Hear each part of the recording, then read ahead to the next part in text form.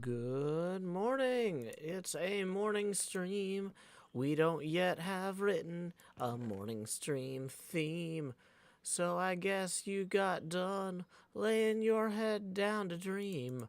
And now you gotta listen to me sing a morning stream theme that's kind of absent from any real planning. In fact, rhyming absent with planning twice is even more questionable than doing it the first time. But that's the sort of thing we address on morning streams. Gonna figure out a bunch of different things, like muting that extra tab, like Minecraft is showing me a little bit of feedback of my voice from the morning stream. Alrighty. So, for those of y'all who are not used to the Monday morning streams, well, there's about to be more of y'all. So, okay, Monday morning streams are a little bit different than a lot of the other streams. A lot of the other streams are maybe more coherent? Yeah, let's go with coherent. How is my elytra broken already? Oh yeah, I flew around a bunch of times. Monday morning streams are kind of about kicking the week off by showing up. So, if other people need to know where we're at. Oh, I closed the YouTube window already with the address of this stream. Let's go ahead and post that here. Oh boy. Yeah, no, this is one of the... Clam Meditation says, unfortunately, I did not get to lay my head down and dream last night. Clam Meditation, I got 4 hours of sleep Saturday into Sunday, and I was like, I'm going to do better. So last night, I was in bed, sleeping in air quotes for 6 hours, but I spent most of the time waking up and going, oh no, have I overslept my alarm? Do I have to get my kid to school now? I should have slept more the night before. Now I'm going to be late to get my kid to school. Which I wasn't. I woke up on time for that by virtue of waking up 25 times or something stupid throughout the night. Maybe not 25, but more than it should have been. Okay, so, happy Monday. If you're back at the office and want some background chatter, I'll be... if you're back at work this week, yeah, if you're back at work after the holiday weekend and want some background chatter, I'll be hanging out on HermitCraft. I know the name of HermitCraft. HermitCraft for a bit, working on the inside of my colossal pinball cabinet.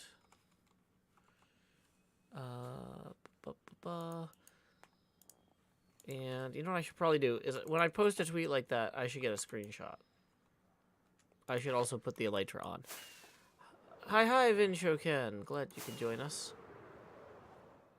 Pixel Palette says, I ate an entire chocolate rabbit yesterday, and let me tell you, I'm regretting it heavily. I did not. I did not eat an entire chocolate rabbit. I did not have any chocolate rabbit. But I did have chicken stuffed with cheese and broccoli. That was good. Yay. I had some jelly beans on Saturday while I was doing my taxes, and then I was kind of done with sweets. Okay.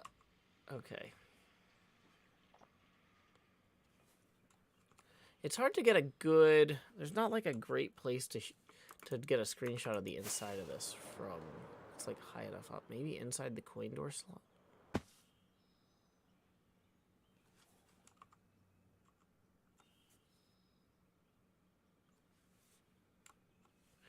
I feel like this doesn't really convey what we're doing very well. Is chicken, cheese, and broccoli a common Easter thing for you? No, but it's one of the easiest things to make as a single parent for a Easter dinner at home. Alt text. A screen shot of Minecraft showing a birchwood pinball machine cabinet. Some stone near the back of the cabinet needs removal. There we go. Okay. Tweet.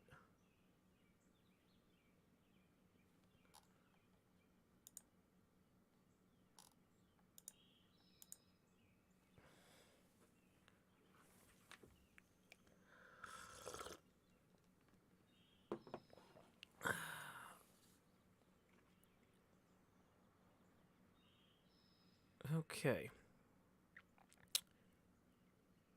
Petulant Petrichor says, according to a Tumblr post, there's a Mythbusters episode that proves that lying down in the dark and relaxing is the next best thing.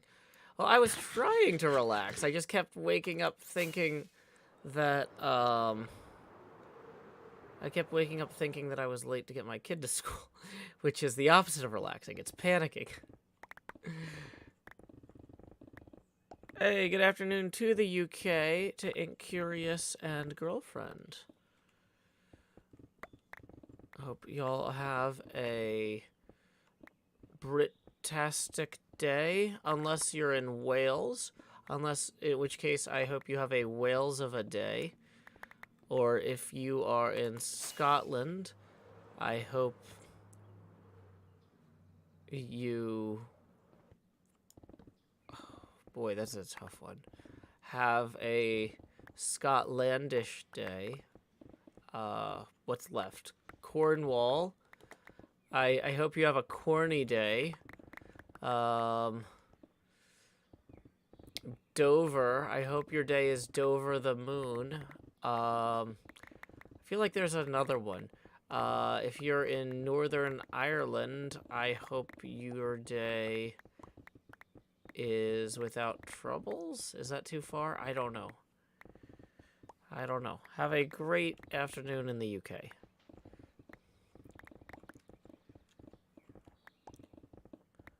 Drew Baca says Isle of Man. I don't know if the Isle of Man is in the United Kingdom.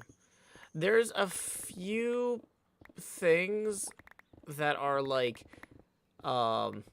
technically, it was something weird where they're like part of the crown, but they're not part of the United Kingdom.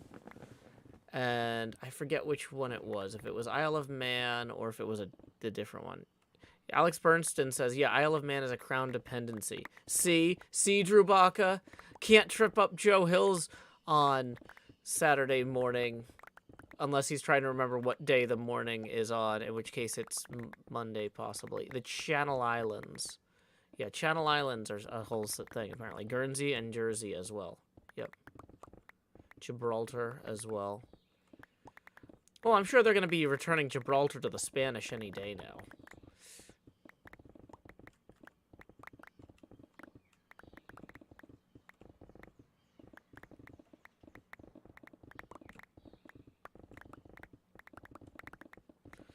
Welcome, Ramble Wheels. I think that's the most sarcastic thing I've ever said. Not the Good Morning Ramble Wheels, but the Gibraltar thing. For anybody who's like, Joe, that will never happen. Yes, I'm aware. At least not joyfully and soon. Okay, we need to go place some birch, too, it looks like.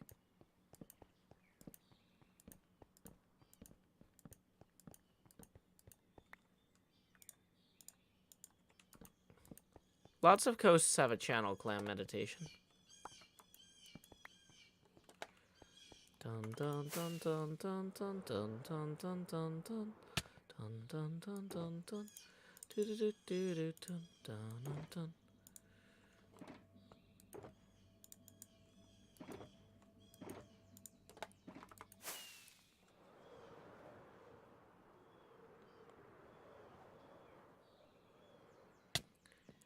Powerpuff Girl Steph says visiting Gibraltar as a Brit is super weird. It's England, but warm.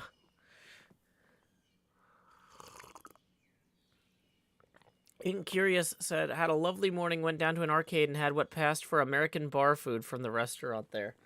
I'm sorry? I hope the arcade had pinball. Hey, Kyle Valley Air, rolling in and tipping 50. An amazingly generous contribution to kick off the stream. I forgot to post the tip link because I'm still waking up. This is a coffee stream. But Kyle writes, good morning, Mr. Joe. I hope you have a good day. You know what? I'm doing my best, and I hope you have a fantastic day, and everyone here has a good day as well. Except for, apparently, Incurious's days was not that good, because there was no pinball at the arcade. But anyway, I've been down here putting the hot in the hot bar in slot 9. But now that we got that first tip rolling on, it's time to say, howdy, y'all. Grow Hills here, expanding as I always do in Nashville, Tennessee. Dee-da-dee-da-dee. Dee-da-dee-da-dee. Oh, boy, that lag means that folding at home hasn't been paused. Okay, we're going to pause folding at home. Then numero dos, expand. Now we're back on track, Joe. Do-do-do-do. Okay, and then that puts us 10 away from the next Face Gamer expansion milestone. You know what I don't think we can hear very well in the monitors is the birds outside. I actually mic'd the window. Since Quinn isn't here on mic 2, I have the second mic on the window. Let me turn that up, see if we can hear any birds.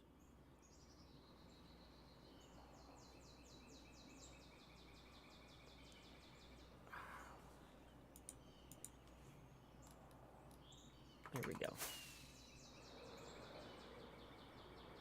I don't know if those are too loud, but I like them. Evanetta says, hey, Joe, had a great Seder and the rest of the holiday. Hope you have also had one. I've been spending time watching some old Hermit's videos. Hey, I'm glad to hear it. I am actually really proud of my old HermitCraft stuff. Like, HermitCraft is one of the first things that I've done as an artist where when I look back at my old stuff, I was like, yeah, this is pretty good. Usually as an artist, anything I look back at, I'm like, oh, I could have done that so much better, or oh, that was terrible. Why did I do it that way? But HermitCraft, I'm like, yeah. These old episodes, they hold up. Anyway, so that gets us evenly to our next Face Camera expansion milestone. So here we go. Expand Joe. Doo-doo-doo-doo. We are currently still at 100% Joe-pacity. We are going to drop down when we hit 2 face camera expansions from now. We're currently 19 away from the next face camera expansion and 39 away from the entrance of the Joes. Oh yeah, I forgot there's construction equipment out there too. So that's... we might turn off the window cam, or window mic, if that keeps making loud noises. It's like, oh yeah, they're knocking down a fence somewhere. It's not close by, it's just a particularly loud fence knocking down.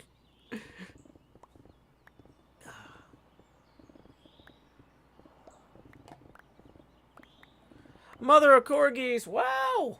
Y'all are being amazingly kind today. Mother of Corgis rolling in with 50, writes Happy Monday. Well, there's that 39 to get us the first 2 face camera expansions, and then 11 past that milestone, 9 away from the next. So here we go. Expand Joe. Do-do-do-do. And now for that second one. Like Jacob Marley, these chains I forged in life are about to begin pulling me down to the deep below. Enter the Joes. Bum, bum, bum, bum, bum, bum, bum, bum, bum, bum. Lowering the Joe-pacity now to 90%. And like I said, that puts us over halfway to our next expansion. Just $9 away from the next one. Jake 3D Raiders, welcome. My name is Joe Hills. I'm broadcasting live from Nashville, Tennessee, here on the HermitCraft server. We are just doing some morning mining. I'm drinking some coffee. Abdul Raham says, will you ever finish the ugly base? Yeah. I mean, right now it's pretty ugly because we're inside of where the plywood is. I mean, I'm pretty happy with how, now that I've started doing pixel art on the outside, based on the deep field images from the James Webb Space Telescope. The galaxy art here, once we get the art on every side of the machine of the deep field images, I think it's going to look a lot better. We've started working on the back box there, but I haven't gotten that knocked out yet. We need to put the translite art here. Then we need to get that side and that side. We need to get the play field in. I mean, this is supposed to be a 1.5 year long project. We had a very short season last season on HermitCraft, so this season I said, what can I do that's going to take the whole time? Now, the problem with it taking the whole time is, as you correctly assessed, it's going to spend a lot of that time looking ugly. But don't worry, we'll get it looking the way it should by the time the world download goes out.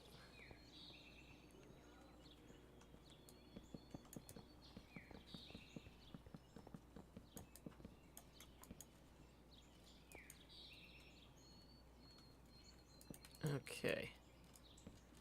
Nightshade Owl says, when did the candelabras move behind Joe? We did a charity stream a couple weekends back that involved a candelabra in like a D&D setting. And so I got my candelabras out of the bedroom. And then I've been too lazy to carry them back. Because trying to move them with the candles on there is super precarious and hard to do. But taking all the candles off requires having like a place to put all the candles in the process. And I'd have to clear off table space for that, and I'm too lazy. So I'm not saying the candelabras are going to be here forever, but it's kind of like shaving. Like, I'm going to get to it when I get to it, and I'm not going to rush myself. Vinshow Ken says, my bird app, I guess that's Twitter, just identified this as an eastern towie and a house sparrow in your background. Wow, well that's the magic of crowdsourcing. Very cool. Very cool, Vin.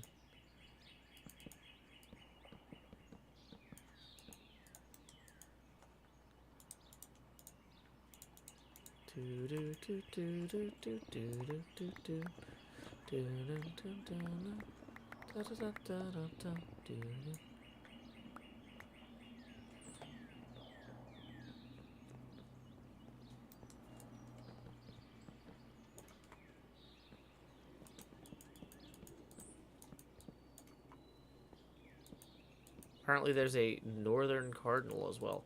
It might just be a cardinal. This is Tennessee.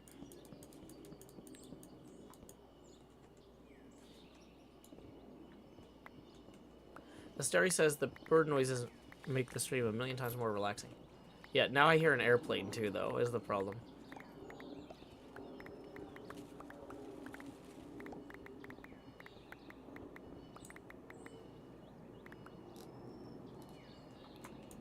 Dang it, that's too high.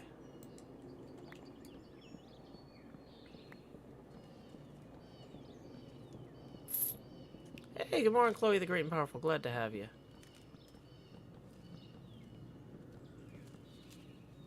Aren't airplanes just big metal birds? Good point, Mahi Zero. What is that? I think there's a squirrel in a tree doing something loud. Let me get rid of these chains so I can...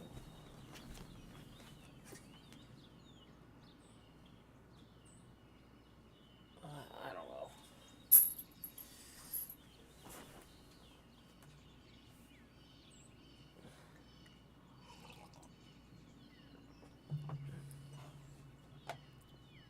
Sounded like a squirrel was like pulling leaves off the tree, which I don't know why it would do that, but maybe there's some sort of nest or like reason to do that. I don't know.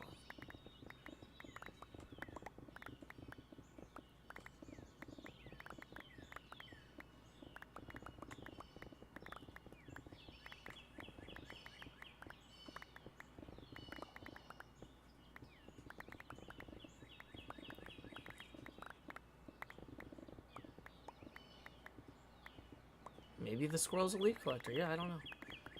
It might not have been a squirrel, but I was trying to think of, like, what would be pulling leaves off trees. Because it sounded like a tugging at a branch sound.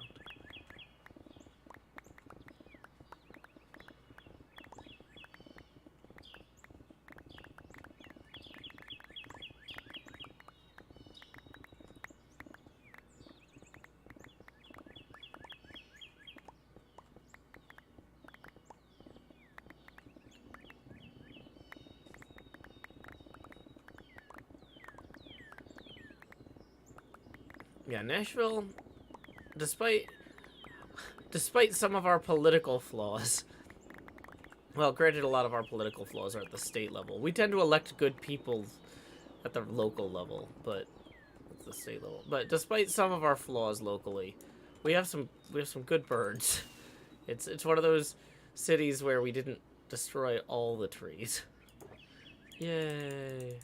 So there's still some habitat.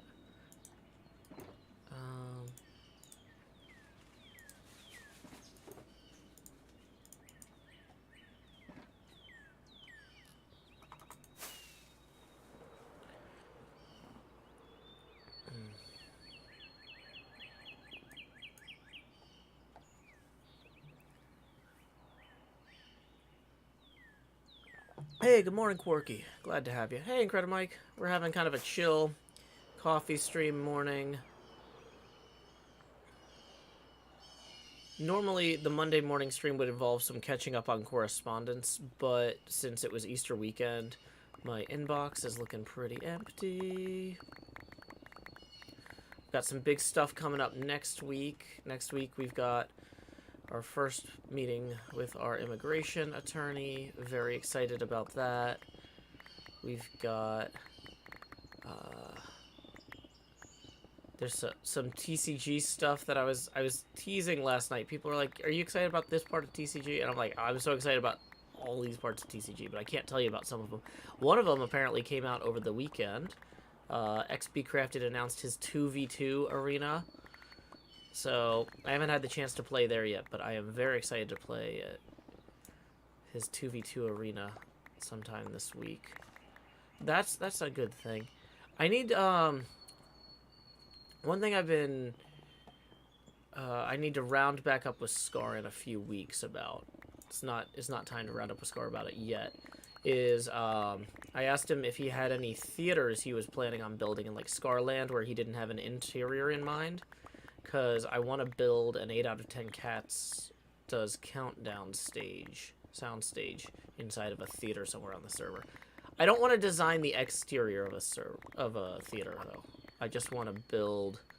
Yeah, if you want to see some 2v2 TCG action, check out XBCrafted's latest video.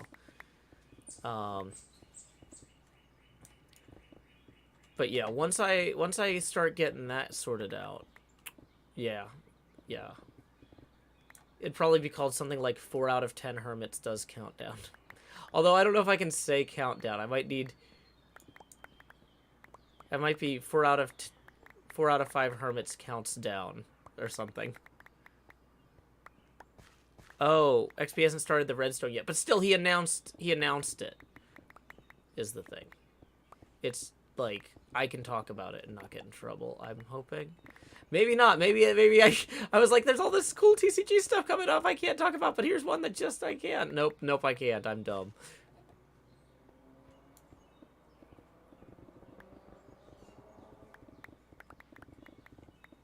Lockster says immigration question mark? Yeah.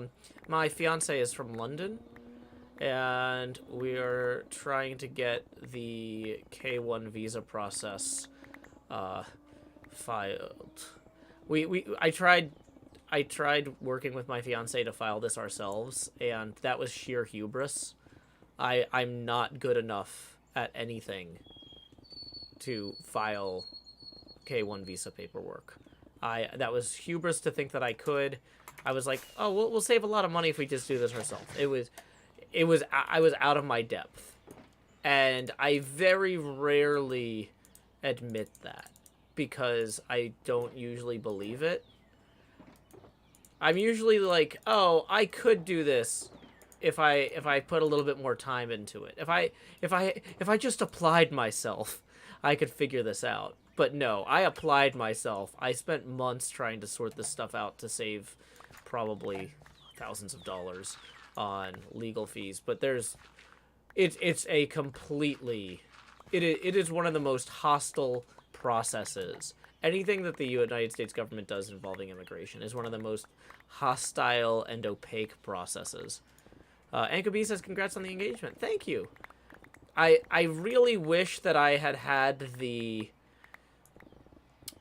understanding and appreciation for how opaque and challenging this process would be to have hired an attorney back in October when we got engaged, but I've spent, oh my gosh, what is that? Like 4 or 5 months trying to work with my fiance and get this stuff sorted on our own, and I've had to throw in the towel. It's too hard. It's too hard, and it's too important, and I'm if you screw it up, it can be very bad. So yeah. So I'm very excited. Like, Incredible Mike says, my partner immigrated to Canada and spent years trying to manage themselves until doing the same thing. Yeah. Like, at a certain point, you just gotta bring in an expert. And that might not be cheap or easy, but sometimes it's the right thing to do. Now, I mean, and I'm not gonna say, like, oh, I believe that I can do everything myself in 100% of circumstances. Like, when I need electrical work done, I hire an electrician because I don't... The risk of, like, causing a fire by doing something wrong or whatnot, like, it's... You know, if I need a room wired, I call an electrician. I think that I could figure it out, but it's just one of those things where it's like, here's somebody who can knock this out. Like, what would take me several afternoons, this guy can roll in and take care of in an hour and a half. You know? Creepy Terror says, yeah, you definitely need a dedicated immigration lawyer. Well, that's... Well, we've got our first meeting with one. I'm hoping that she accepts the case. I'm worried it might be considered a little bit of a challenging case. Because of my fiance's disability status. We know that Badger would have to give up disability status in terms of, like, benefits and stuff to come to the U.S., and that's fine. I can afford to support us both. That's not going to be a problem, but still, the immigration system has had a history of turning away people with any sort of medical issues, and so we're hoping... That's one of the other reasons that I was like, yeah, if we get something wrong here, that makes, like we're already playing this on hard mode. Like, let's bring in an attorney that can deal with it. But it's possible that this attorney will be like, oh, you actually need a specialized person with disability immigration, and so, like, hopefully they can recommend someone at that point. But we'll have to see.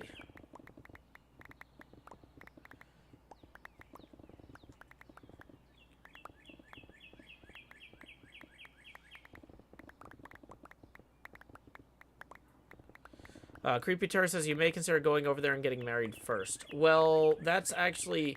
In the United States, it's actually harder to bring in somebody that you married overseas than it is to get the fiancé visa. In terms of, like, wait time. It's not necessarily harder in terms of the paperwork, but, like, that could add, like, 18 months to a year to our waiting time, and I don't want to risk that at this point. If that's the sort of thing that becomes necessary, we'll cross that bridge when we come to it. But I don't want to burn that bridge unnecessarily, because that's a pretty irrevocable action that could be considered antagonistic to the... If I go over there, get married, and immediately move back, and Badger stays there, that kind of just looks like we're trying to force their hand, and they don't like that. Now, if I could stay over there, that would be a different thing, but because of the custody situation, I can't really move my daughter out of the country easily. Also, it would be hard for me to get working papers in the UK right off the bat to move my business there. It's not... That moving to the UK to get this sorted is a very low probability of success gambit. That's more likely to cause custody problems or business license problems or other problems.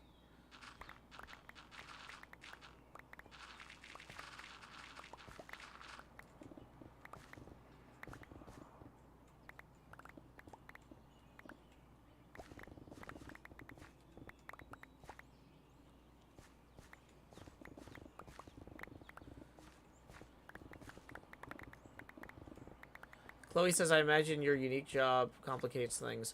Well, I mean, it would really depend on what my job was. Because here's the thing. Let's say that, so for example, I used to work at a styrofoam factory.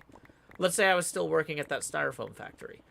Well, if they had an international office in the UK, if it was like part of a international manufacturing company, I could say, hey, could you guys transfer me somewhere in England, right? And that would make things easier. But if they didn't have an office in the UK, then I would be quitting my job to move internationally anyway, and that's its own set of problems, you know? Like, but yeah, moving a business internationally can be challenging. And it's the sort of thing that we might end up doing after my kid goes to college anyway. But basically, until she goes to college, we kind of need to stay in the States for the custody situation. Isn't YouTube an international corporation? They're not my employer. So your employer can sponsor your visa. So let's say that the styrofoam company I worked for was part of a giant manufacturing group that did a bunch of plastic stuff, right? And they had corporate offices in the UK, in Belgium, in Germany, somewhere, and then factories in, like, you know, a bunch of random places, right? So I could ask them to transfer me to one of the British offices or factories, and they would sponsor my visa and handle a bunch of the paperwork for me at that point. YouTube pays me royalties. They're not going to sponsor, they can't sponsor me immigrating as an employee. Unless, like, if I worked for, like, YouTube proper, like, in their ad sales department or something.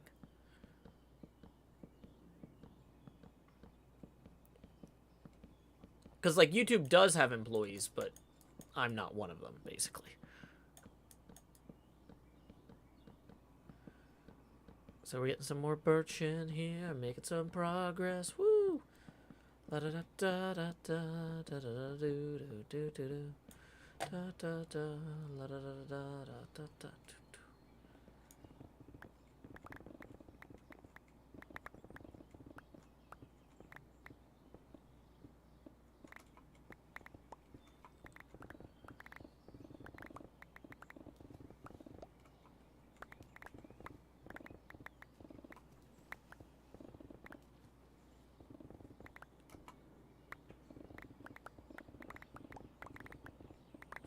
But most of the places I've worked didn't have international offices to transfer me to anyway.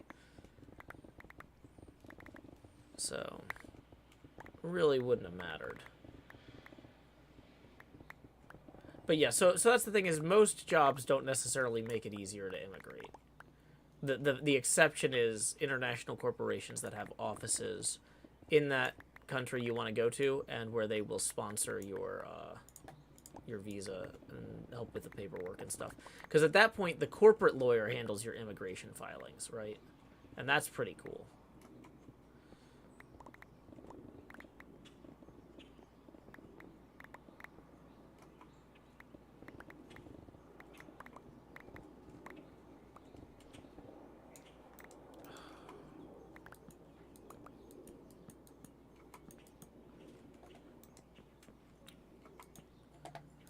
Mahi Zero, I wasn't in charge of the entire night shift. When I left, they were promoting the guy who was in charge of the night shift. I was in charge of a third of the night shift, and they said if I dropped out of college and kept working after the summer, I could have the whole night shift. In which case, I would have been the night shift foreman. But technically, the title was supervisor. But, no, my title was cell leader. Because the shift was broken into 3 cells of 8 injection molding machines.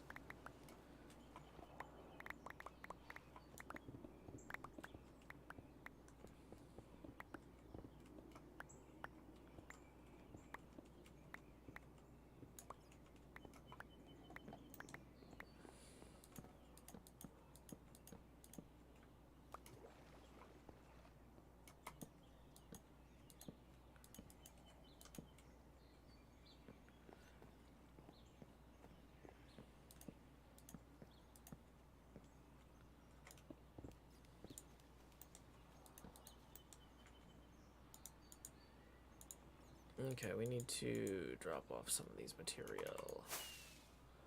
Material, because I'm worth it.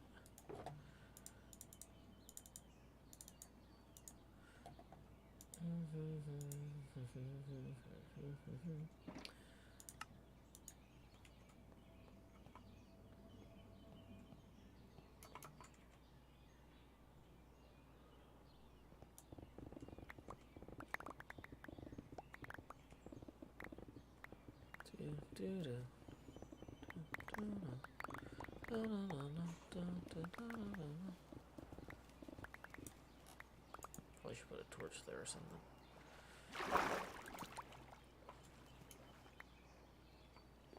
Okay, so that's gonna come across through here. And that's gonna come across here. I feel like getting the outlines in helps me kind of visualize the whole thing better. Curls of Doom says, isn't there a fiance dependent visa to get into the UK as well? Yeah, but the thing is, that doesn't fix the custody concerns, right?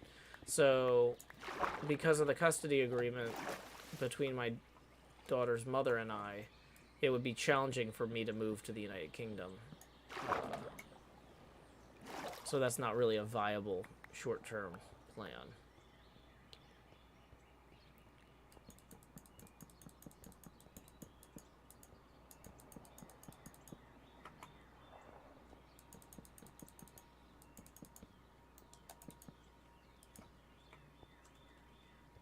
Okay, hey, looks like we got another tip rolling in. Let's see who that's from. Richard, whoa, Richard, thank you very much for the 24. 9 gets you 1 face camera expansion, and then another 15 gets just 5 away from the next one. So here we go. It's time to expand Joost. Do. Thanks, airplane. We got some whistling airplane noises in the background there.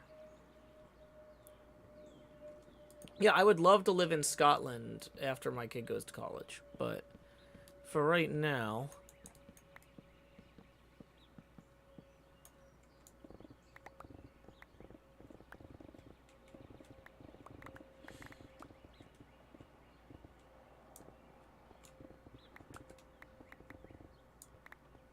Okay.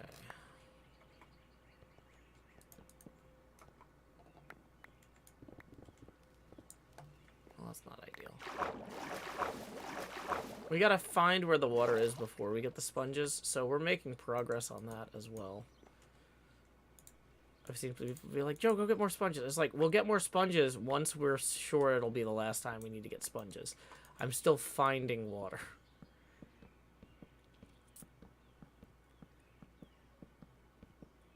Incredible Mike says, I can't wait for Badger to be around for more streams. Me too. I have a lot of fun when Badger joins me on stream.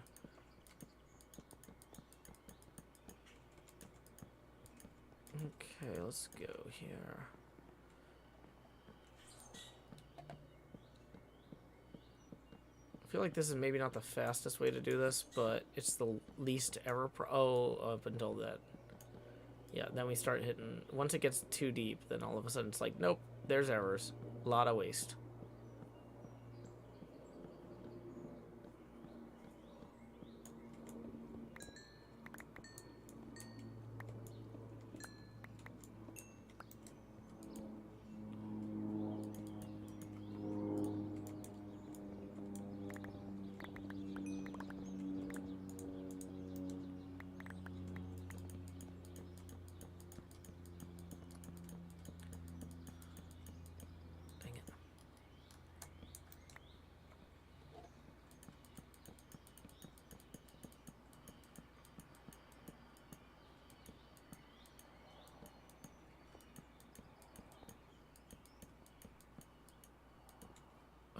I don't know why you're spamming a question, but I'm going to time you out real quick so you can fix your keyboard. Yeah, you spam the same question multiple times. It kind of looks like something's gone wrong. So I'm going to save you from embarrassing yourself. You have 10 minutes to sort that out. Or 5 minutes. I don't know how long timeouts are. Not my problem. That's your problem. Okay.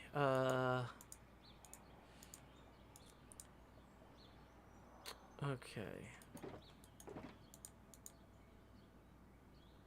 So this one's basically full.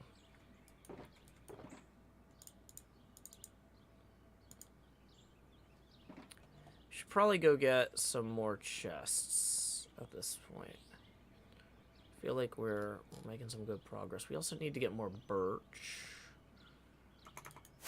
But let's get more boxes first.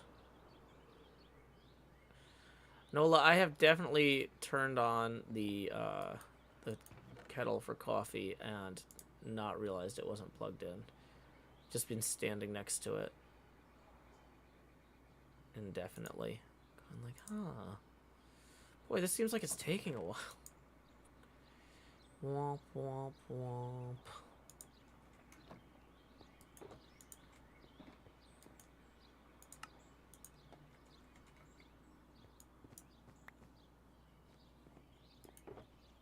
I should probably bring a workbench back over there as well. So we can form new blocks of stuff. Crafting table.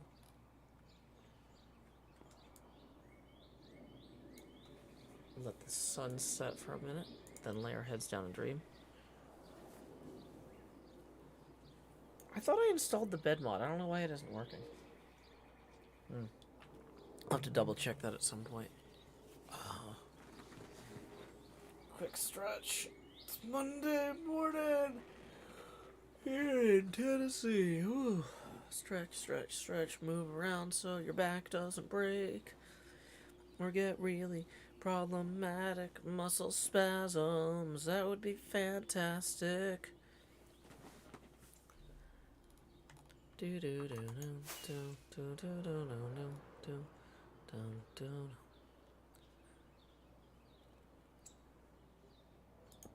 Hey, Lone Courier writes, the bird song in the background is very soothing. Thank you. Yeah, since I got the second microphone set up for Quinn, and Quinn isn't here, I was like, I'll just open the window and point the second mic out the window.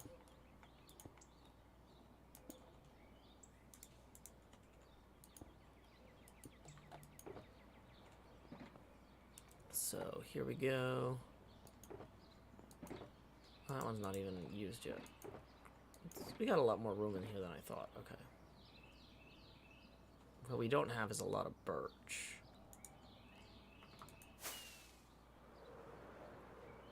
What's the weather like in Tennessee? It's very warm today. It's going to be up to 70 later. Right now, it is about 55 outside.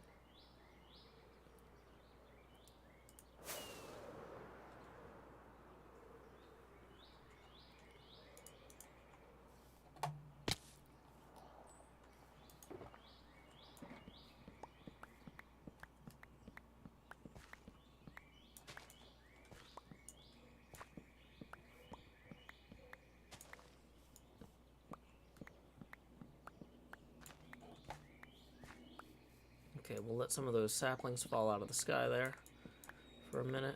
Gather this stuff. More airplanes.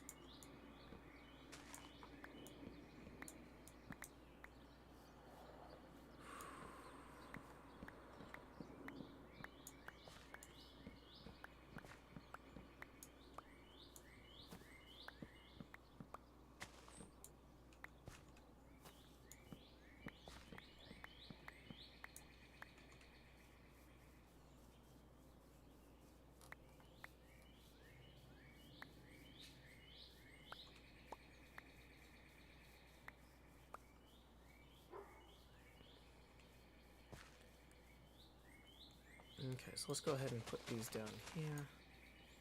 I guess we'll give that time to display.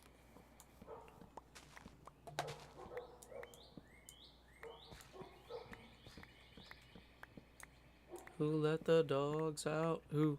Who?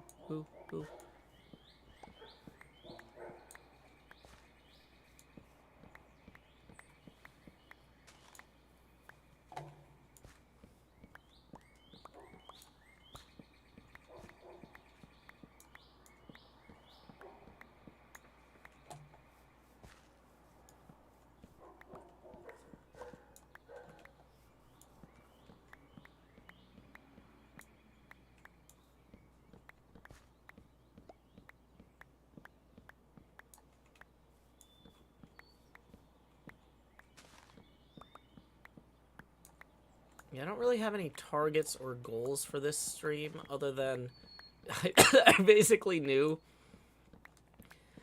like, with the amount of sleep I got the last couple nights, I was like, I'm gonna want to go back to bed as soon as I get back from dropping my kid off from school. But realistically, I'm gonna be like, what did I have to do today? So it's like, no, I'll do the coffee stream. I'll make sure that I'm awake for a little bit so that everybody has a chance if they want to message me. If there's any important HermitCraft stuff that comes through, I'll see it. I already looked at my emails, made sure I'm good on my emails. So when I get done with this stream, I can go take a nap. Might also try and get some exercise in to burn off some of the excess caffeine. But, yeah, I'll be ready to go. But yeah, it's nice to have a nice chill stream, get something done. Feel like we started the day strong. Rather than just trying to treat this like a continuation of the weekend. At the point where I had to get up and get out of bed to get my kid to school, I'm already, you know, like, activated. Awake.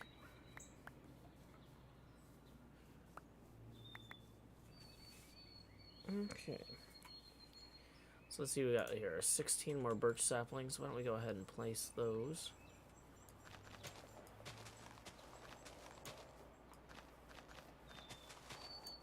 Is there like a log somewhere up in here that's keeping this whole thing from despawning?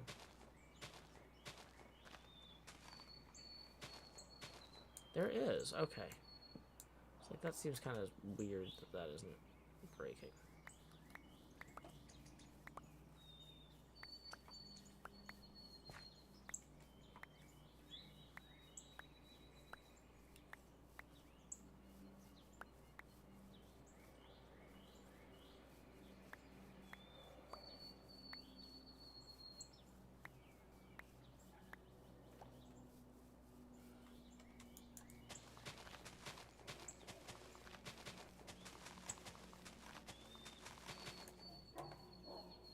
Morning, Ezra.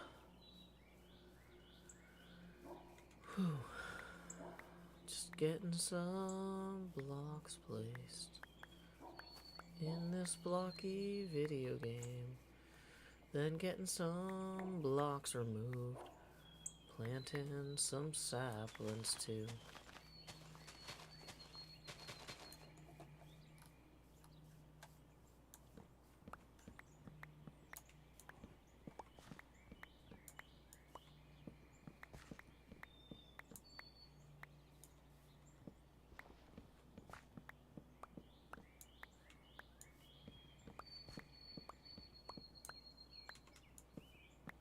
Getting some really good whistling birds now.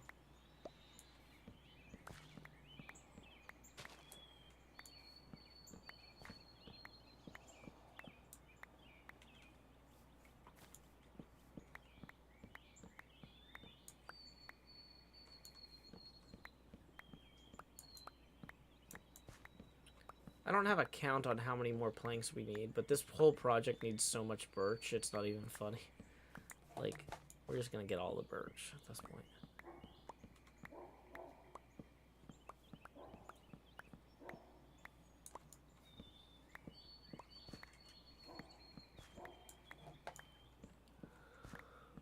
Oh boy.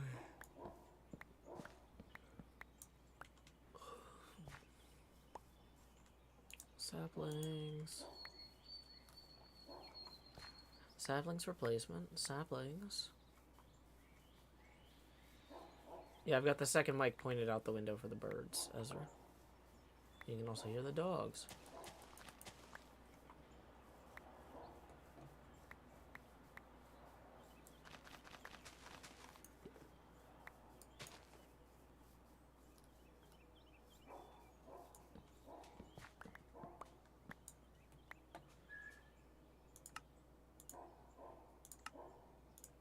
Okay, I figure we'll go back over there now and let's place some blocks. Sun's about to set, but that's okay.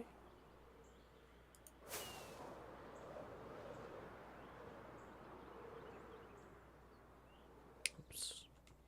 Overshot that. Oh boy.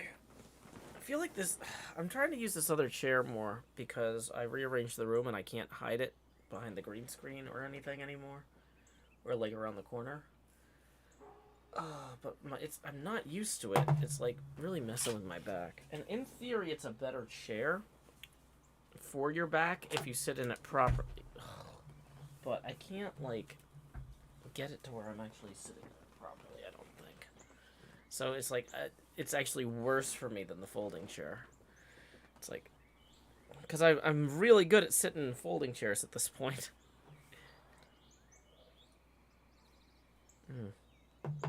Whereas this thing is just like, ugh. Like, it's more comfortable to sit in when I don't have to be on mic, but if I'm trying to hold myself in position to talk into the mic, it's worse. What if I move the mic back here more? Is that... Oh, of course. Now it's blocking the... I'm hiding behind the pop screen. Oh, let's just lay our heads down and dream.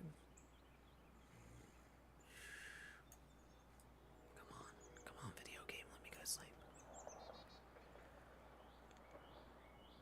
Madison Romero correctly asserts, wow, you have made a ton of progress clearing that out. Thank you very much, Madison Romero. I do what I can. Now, we're gonna play some birch. That was too much birch. We're gonna play slightly less birch. An appropriate amount of birch is getting placed in HermitCraft. La da da da da.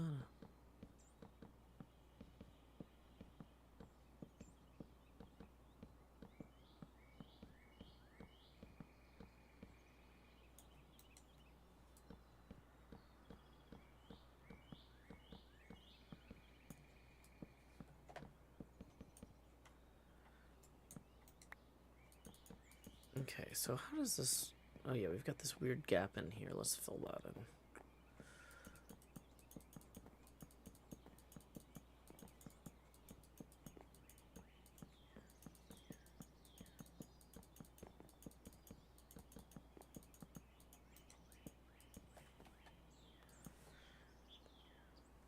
Maybe if you drape the good chair in chroma green, you can hide it and sit in the bad chair. I don't have a good thing to drape it with. I feel like if I change how I sit or stuff, like that's something I can control. I just need to practice it, right? Whereas things I can change through behavior versus going to buy something big enough to drape over this pretty large chair that's chroma green. Yeah. Bronson says, Joe, you magical musical king, you. Thank you so much from the bottom of my heart for the bird song this morning. Much love, someone who moved from the Blue Ridge Mountains to the west, where there's less birds. Yeah, you're welcome, Bronson.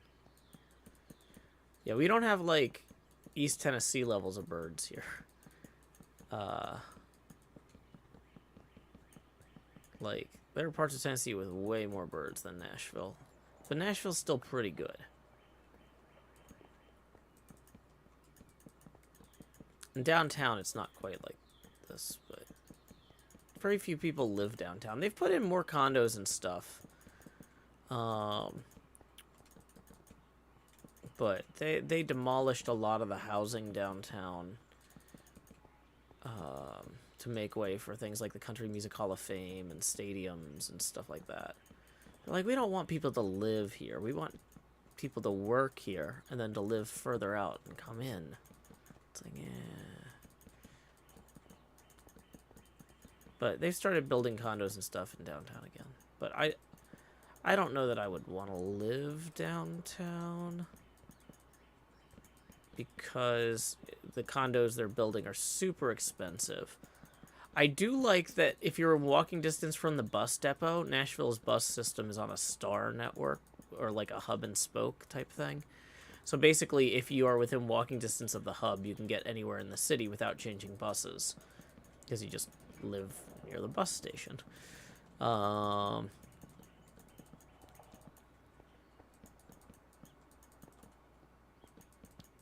So, like, to get to East Nashville from West Nashville, you have to change buses at the bus depot, basically, right now. Which is inconvenient at best, but, you know, doable. But yeah, I've been trying to teach my kid how to use the buses, and so we've been taking the bus probably 4 to 6 times a month nowadays. Which is good. Teaching her to change buses at the depot and everything. Like, because I really want her to feel confident about getting around the city before she's old enough to have to do it by herself, right?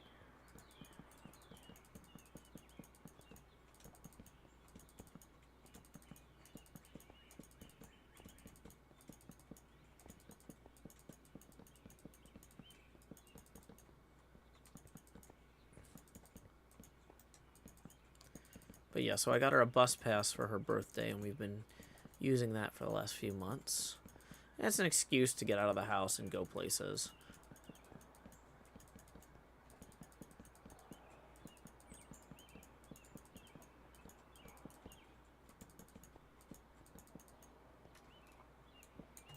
Okay, we're gonna go ahead and make more of that.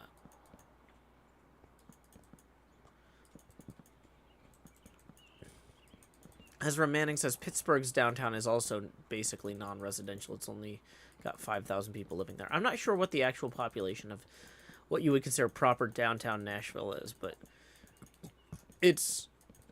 downtown is surrounded by other residential areas, but downtown itself has very few housing options compared to everything else.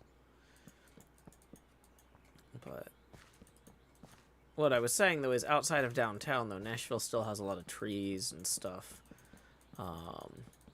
Like, the Vanderbilt campus is itself a national arboretum, so there's tons of trees and birds over there. Curls of Doom says, I keep hearing how bad public transit in the U.S. is supposed to be. It's nice to hear you can actually use the bus transport system there. I mean, in a city like Nashville, yeah, we have a decent bus system, but we don't have good train network. That's the big difference. Is like in London, you've got the trains above ground, you've got the underground, you've got the buses, and then you've got the river, the Thames Clippers, right? So that's 4 kind of different ways to get around before you even get to taxis and Ubers and Lyfts and stuff, right? But in Nashville, it's just the buses. We have a train line that was called the Music City Star because it was going to go in 5 directions, like a 5-pointed star. But instead, it just connects downtown to one particular suburb. They only built one arm of the star, and then they gave up. And that train only really runs for commuter hours. It's not really that usable for anything else, except for, like, on, like, football game days. Sometimes they'll run the train as, like, the Titans Express, but it's vastly underutilized.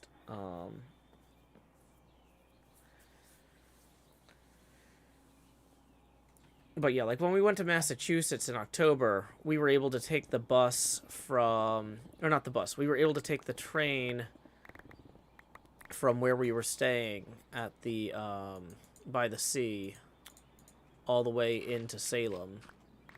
And so that was nice. So we didn't have to worry about parking in Salem around Halloween, because that's the worst time to try to find parking in Salem.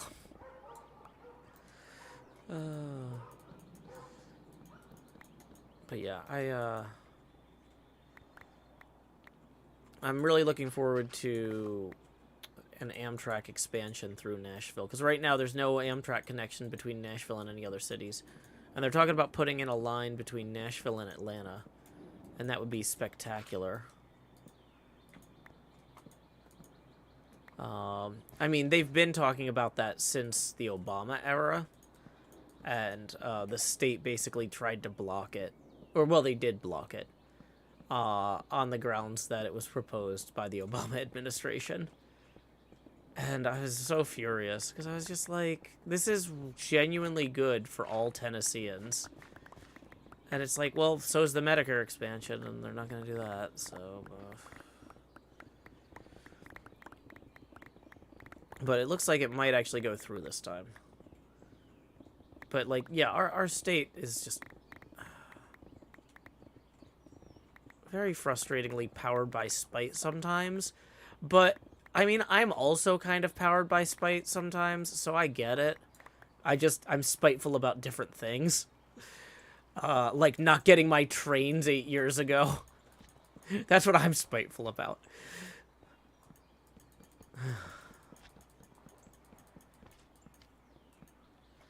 Alex DiParato says it would eventually go to... I'm assuming it would go to Atlanta to Chicago.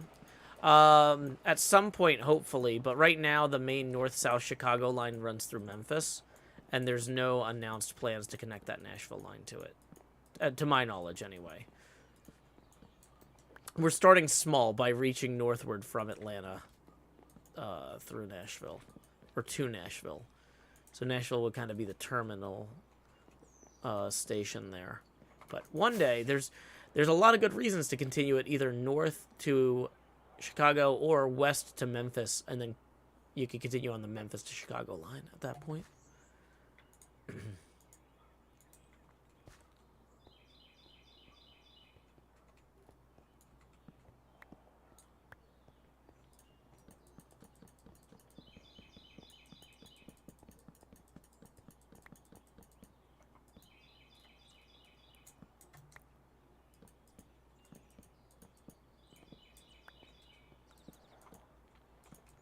Shalom M says, that sounds like a great idea. I wish I was taught that as a kid. Chloe the Great and Powerful says, it's great to teach that. When I had to start taking the bus in high school, I was terrified to ride and had to figure it out on my own. So that's the thing is, yeah, like if she started riding the bus to get to high school every day, it's like now kind of too late for me to be like, okay, I'll ride along with you and teach you. Because it's like, no, I'm a high schooler. I'm cool. But then like, I also don't know how to do this, right?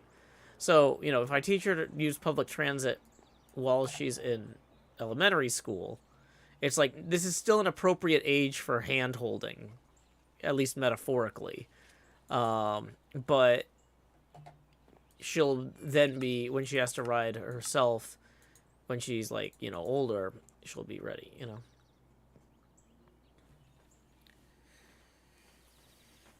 Oh... Luxby13 says, that was not fun parking in Salem, but it was worth it to see you. I appreciate you coming out, Luxby13. Yay. Woo. I'm cheering for Luxby13, and I'm also stretching because my arms are, like, sore. I know that to some degree my muscles are sore from lack of sleep. Like, when I don't get enough sleep, my body gets sore easier. But that doesn't mean I can also not stretch. I need to do both.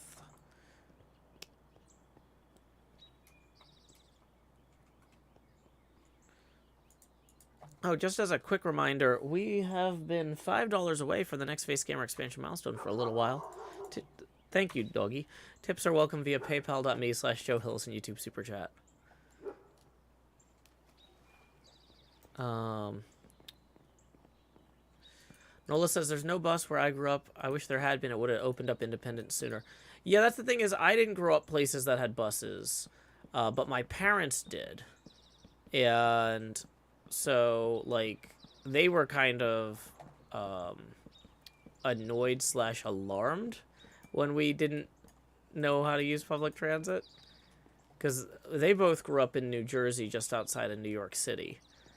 And so public transit was everywhere. My dad was,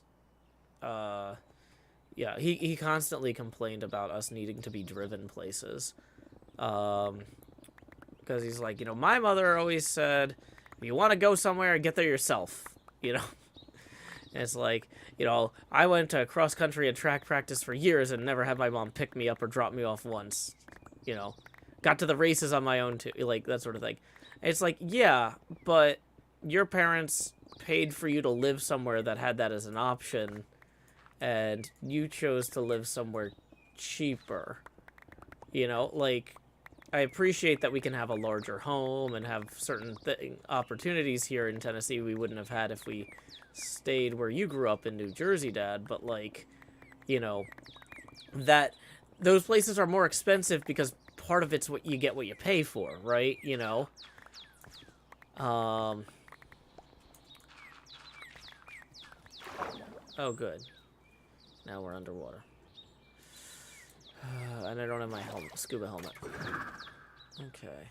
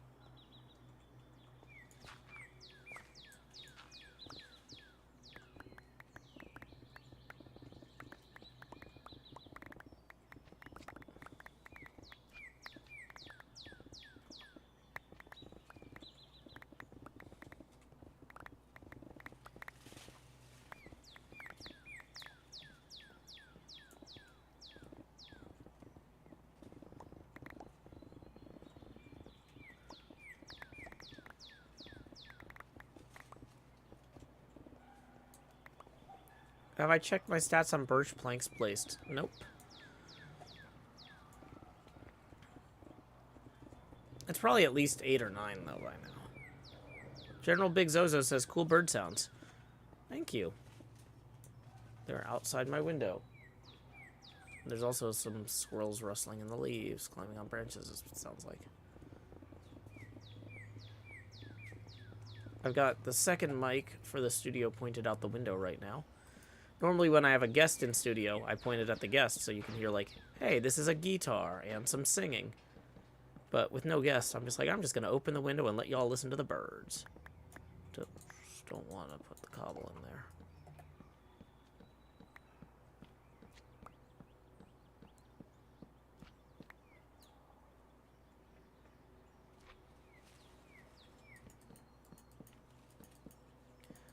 Random Method says, don't understand yourself, Joe. You're probably at least in the double digits for birch planks.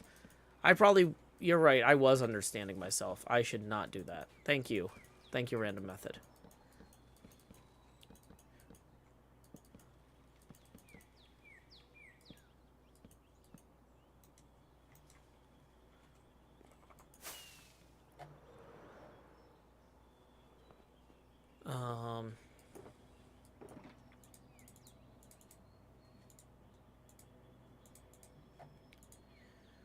Hey, we got a tip rolling in from Amy for 5. That's going to get us directly to our next face camera expansion milestone. So there we go. Putting that on the abacus there. It's time to expand. Jost. Do. Lowering the Joe opacity now to 70%. So thank you very much, Amy. Riandrius says, I would rather grow up in a countryside with more room than in the city. Well, the big trade-off I've found, okay, so for me, I would love to live somewhere rural with, like, a lake. But what I don't want to do is live in the suburbs, right? I don't care about just having more room, like, ooh, let me have a huge square footage of the house. But it would be nice to be kind of closer to nature.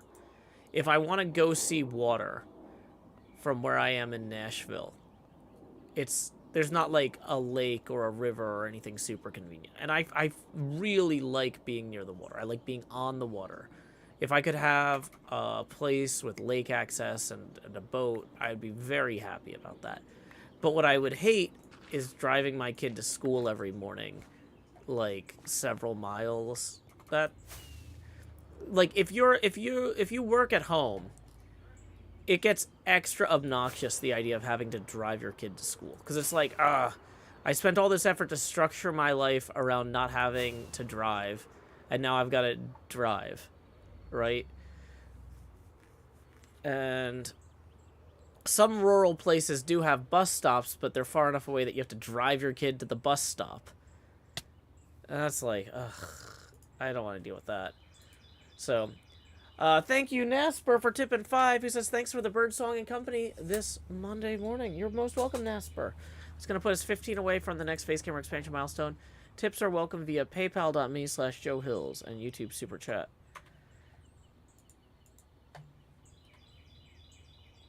Yeah, I really, you know, I would love to live somewhere deeply rural for part of the year and live in the city for the other part. Like, I feel like that would be kind of the thing for me. Like, because one of the things I love about the city, though, is access to, like, live theater and stuff like that. But I haven't been able to take advantage of that the last few years because of COVID anyway. And so during COVID, I was just like, ugh. If we lived somewhere where we could just be, just look out, just have a nice back porch and look at the lake. Like, I was pricing apartments down on the river and lakes in Chattanooga, because stuff like that in Nashville I couldn't afford. But it would be too hard. It would be too expensive to get, or too challenging to get my kid to the airport to see her mom from Chattanooga. So that was not really viable. Like, basically having kids really limits a lot of your options, and having kids in a custody agreement that's supervised by a judge limits them even more. Woo. Badger says being more than an hour away from a major hospital is just too far. Well, I mean, Chattanooga has major hospitals, but, like, yeah, there's definitely places, like, you could live in Tennessee where you'd be... The thing is, any place in Tennessee I would want to live, most of them would have a town within driving distance of less than 20 minutes. You know? But the thing is, so driving into town 20 minutes in an emergency for the hospital is okay. But driving into town 20 minutes every day to drop your kid off at school, not okay. That's too much. I just can't.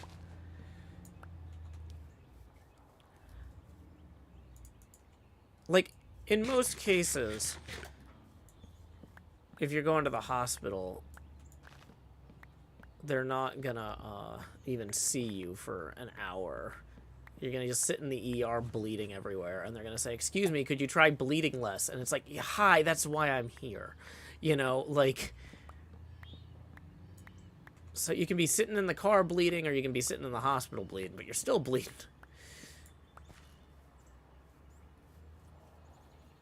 America. But yeah, I wouldn't want to be an hour and a half away from a hospital.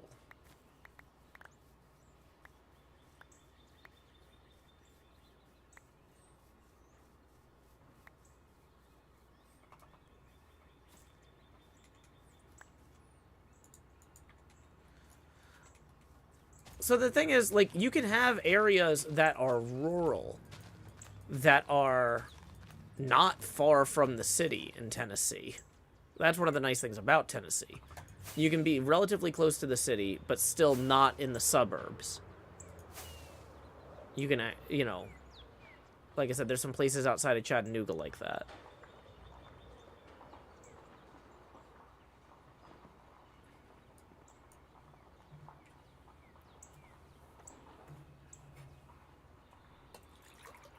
Let me pour some more coffee here.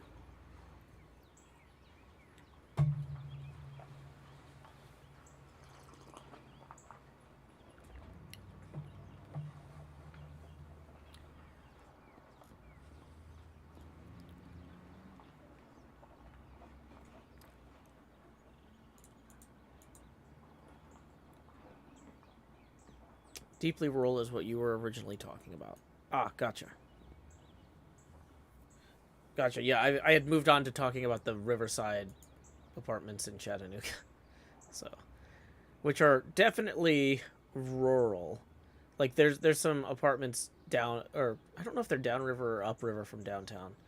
But they're out there. But the nice thing is the apartment building is next to a marina, and the marina has like a shop where people with houseboats or boats or whatever can get groceries, and the marina also has a bar and grill.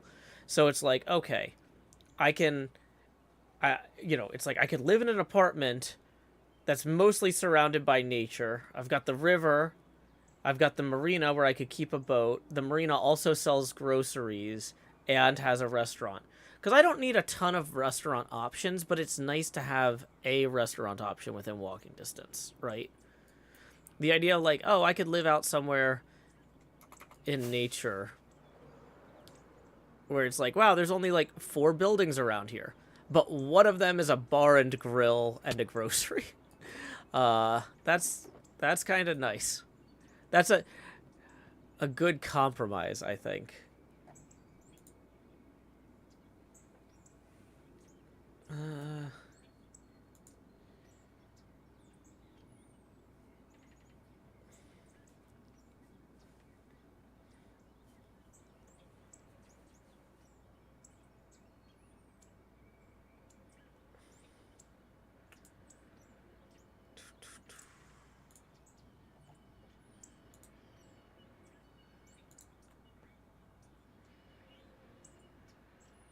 Okay.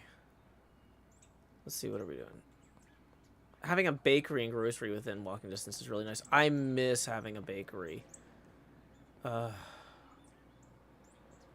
used to be a really nice French bakery in Hillsborough Village, and when we were in my first apartment after college that I rented in my own name, because I crashed with some friends at one point, but then the first place that I was like, okay, this is where I live now, we had a bakery that I would walk past every day on my way home from work. And the bakery at 5 o'clock every day, the bread would go to half price. So I could buy, and I got out of work at 5, right? So I could, even though I was like paying off a ton of educational debt and was pretty broke, I could walk past this bakery and get the end of the day bread relatively cheap. And so I had some of the best bread of my entire life in one of the periods that I was the poorest. That bakery ended up closing down, sadly, and then I moved away, but yeah, it was Provence French bakery. Miss that place so much.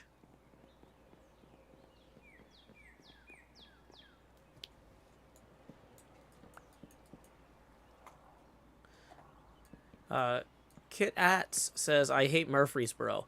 I don't hate Murfreesboro myself, but I do avoid going there because it's a very challenging city to navigate by car, and you don't have a lot of other options. But every time I've had to go into Murfreesboro for something, we've ended up stuck in traffic for an unacceptably long time.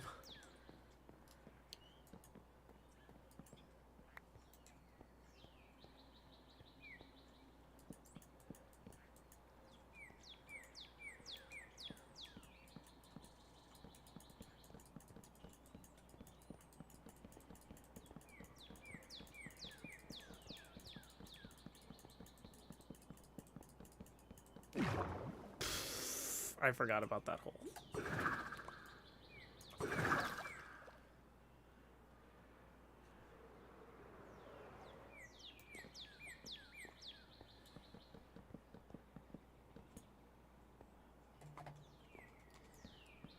Alex D. Perazza says, my brother's going there to look at college. Should he be concerned? Well, if he lives within walking distance, so in college, a lot of people don't have cars. But so if your brother lives in walking distance of the school, you're fine. What I'm saying is Murfreesboro is a terrible city to drive around. I might be okay living there if I lived somewhere I didn't have to get in a car.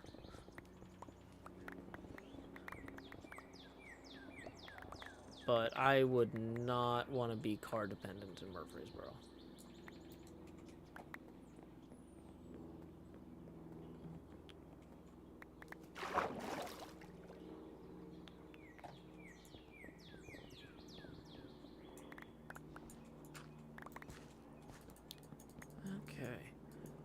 Paisley Rose writes, Joe, sorry if you talked about this a lot already. How was the protest with your daughter?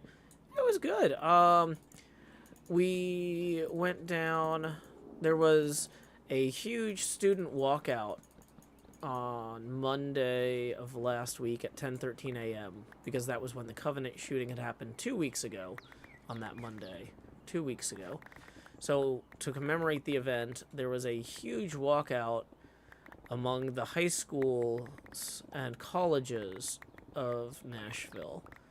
And the elementary school principal sent around an email saying, hey, it would be great if your elementary school students didn't walk out and then march on the Capitol because they are between the ages of 5 and 11.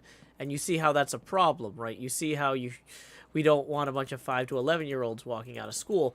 Why don't you go to this after-school protest that one of the parents is organizing for elementary school students? And so we went to that, and there were a lot of kids from our school there. It was good. We stood in the rotunda of the Capitol.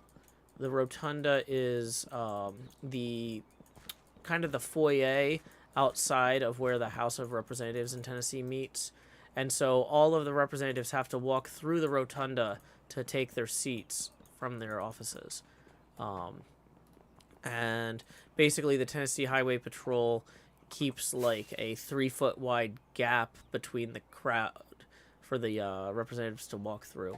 I posted some video on Twitter. Let me see if I can find that. But yeah, it was good for my daughter to have the opportunity to get out there and kind of see some things. Here we go. Oh boy, I forgot how much I tweeted on Friday. Or Thursday. No, it was Thursday. I had tweeted a lot. So I gotta scroll back through my tweets to find this video from the Monday before then. Wait, isn't there... There's a media tab on Twitter. Yeah, let me just go to my media tab. Yeah, so parents and kids yelling, do your job, as the representatives walk in. There's the tweet.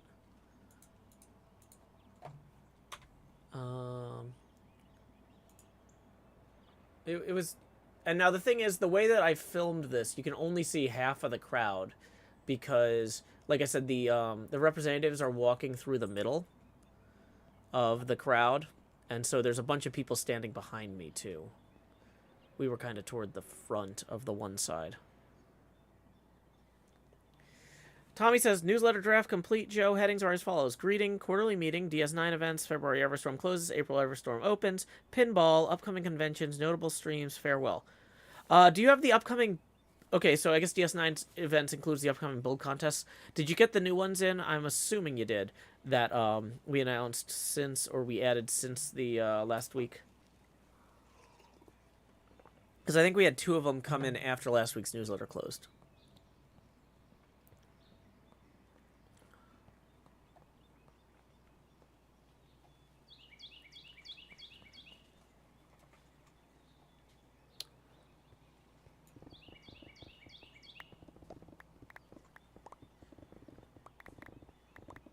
I wasn't personally at a protest over the Tennessee 3 ousting, although, you know, only 2 of them actually got kicked out.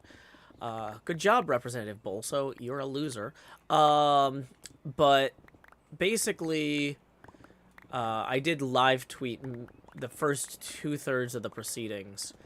At that point, I needed to go make dinner. And by go make dinner, I had intended to go shopping for groceries for dinner earlier that day, but everything went way longer than I expected. So while during the Justin Pearson hearing, we were going to the store. I did catch some of it listening in, but yeah, I couldn't listen to the entire proceedings for Justin Pearson. But I live tweeted the first 2. Okay.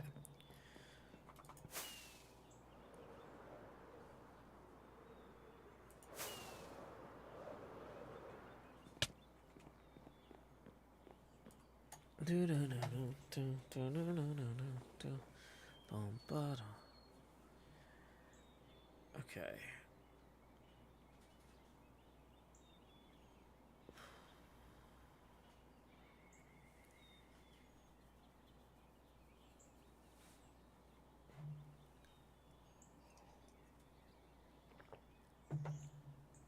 Okay. Thank you very much, Tommy, for taking care of the newsletter today. Feel free to post that at your discretion. Okay. So let's go ahead and get these in here. What am I getting alerts about? The Sea Temple cross-section looks cool. Thank you. Cabman says, lovely bird songs. Yep. Since we don't have somebody here to play guitar on the second microphone, I've just pointed the second microphone straight out the window. You can hear some dogs, too. That's live audio. That's not a recording of birds or dogs. That's just...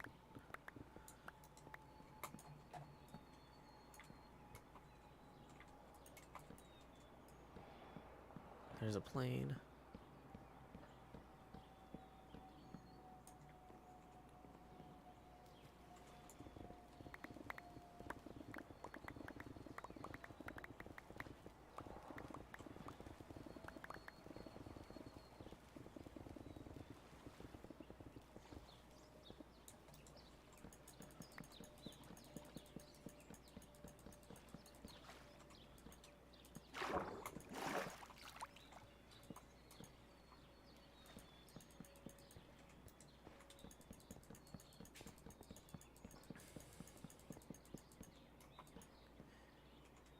Okay, then we can work on these.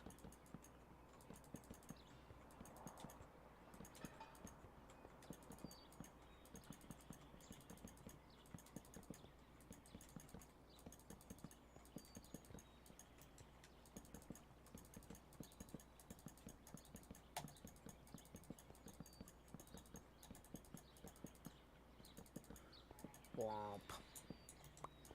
Bad place, ma. Do do do do do do do. Dun dun dun dun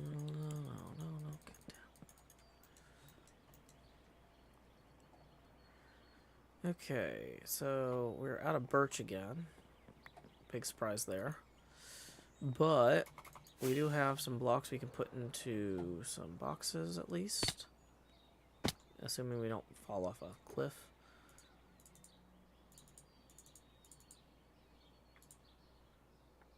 Okay.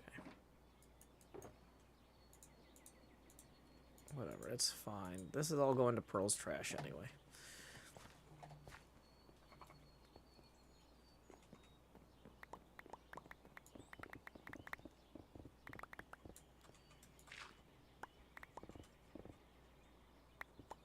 Cha-Cha says, Joe, what's your cause for fixation on the speedrunner deck? I don't know. Do you need a cause for... Like, sometimes something just feels like a good idea. And I'm like, I don't know why, but I'm gonna see it through. Tricky says, why planks instead of slabs? Because at this scale, it makes more sense to work with planks. Also, we're gonna have components sticking, like, attached to this that wouldn't be flush with the planks in the same. It would look weird. Nobody else was doing a speedrunner deck, so I wanted to do something different.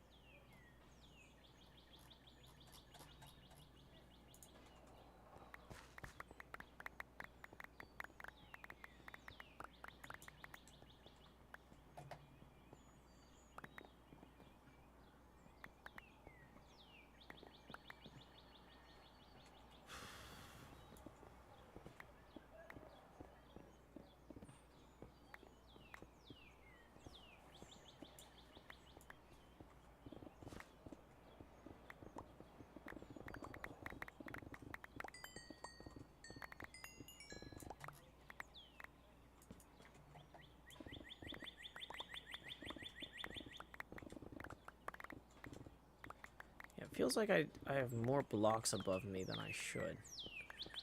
I'm doing my best to mine those out, but yeah, that's disconcerting. Apparently how tall that is.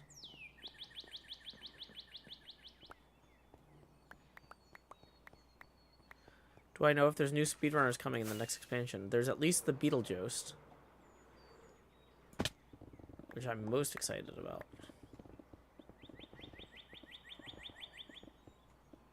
Thank you, Vin. Vin says, I love the birds so much. I'm assuming that's what SM stands for. It might be service mark.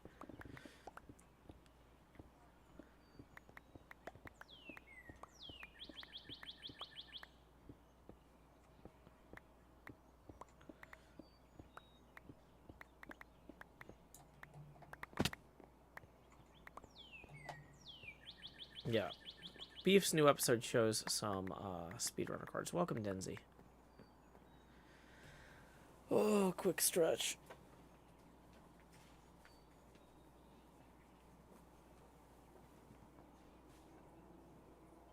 Oh.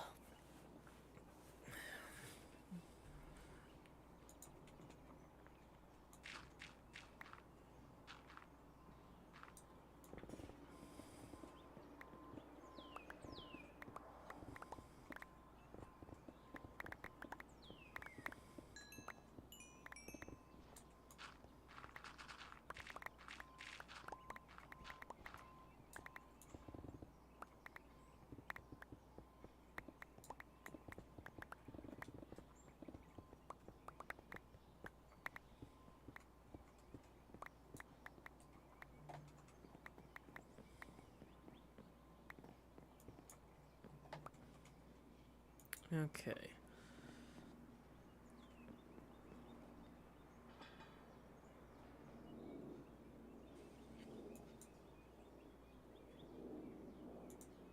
Oh, that's not spam. That's an unwanted sexual advance. There's a difference. Spam would be somebody coming in here and being like, hey, you need to check out this sandwich at this national burger chain or something. That's a different thing.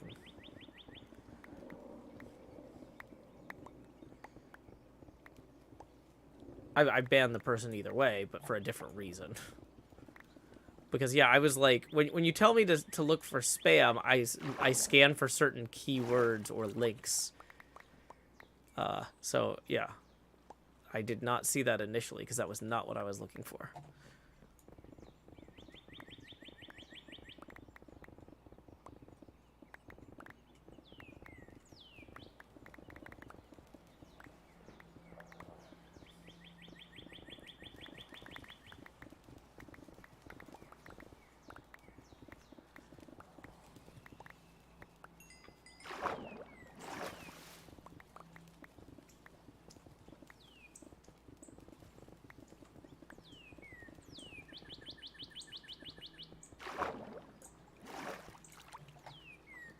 Okay, so we can go ahead and drop off these.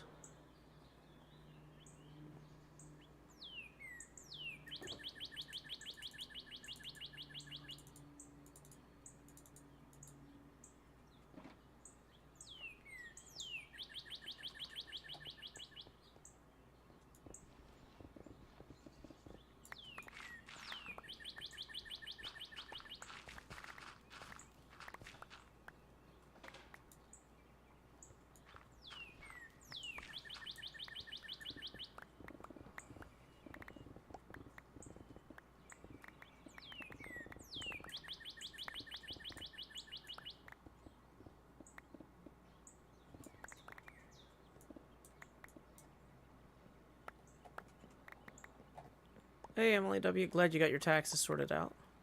Welcome back.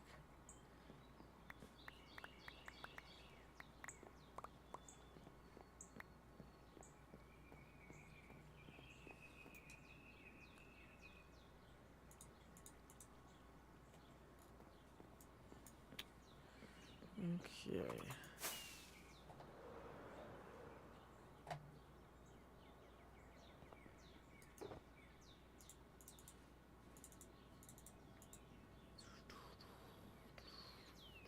Kara K rolling in and tipping 55. That's how many beads there are left on the abacus. Boom. That's going to be 3 face camera expansions. Thank you, Kara K. How incredibly generous. Here we go. Expand. Jost. Do. This is going to get... Our first one here is going to get us to the most obnoxious face camera expansion milestone. The Tony Stark helmet cam. I'm going to have to move this mic because this is way too in frame. Lowering the Joe opacity now to 60%. Numero dos. Even larger Jost. Dee. We're now at the T. Joe Eckhilsberg stage of the face camera. So there you go. Thank you, Kara. That's your second face camera expansion milestone. And Kara says, my tip message should have read, not just for the birds. Well, thank you very much, Kara. Here we go. Expand Joe. Do. Lowering the Joe opacity now to 42%. So that is going to put us evenly 20 away from the next face camera expansion milestone. Thank you very much, Kara, for supporting the arts and my show in particular. Here we go. Let's lay our heads down and dream. Tips are welcomed via paypal.me/JoeHills and YouTube Super Chat. Yeah, don't yell in all caps, please. I stream. Pum, pum, pum. A lot of creepers down there. More than I would like. In terms of storage, though, let's real quickly store some of these as blocks. Just consolidating some stuff down here. Yeah, there we go. Let's leave this broken pick here and grab a new one. Fortune 3. The mic can be moved wherever now, Joe, since we can't see your mouth. Well, the thing is, though, that once the face camera gets a certain size, I need to kind of lean forward again. Are we sure none of those creepers are Scar in disguise? Pretty sure. One thing we've definitely learned is that a lot of hermits take Monday morning off. I thought that this would be a busy time on the server when I started streaming at this time, but it's actually super chill.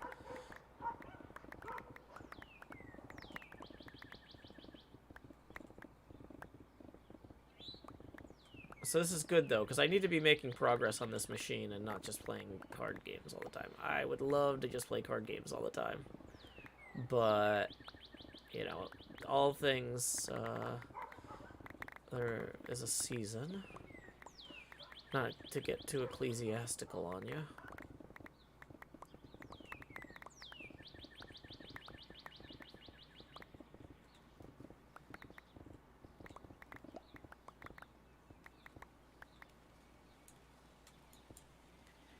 Badger says, who needs a backing music when you have a whole troop of birds singing for free?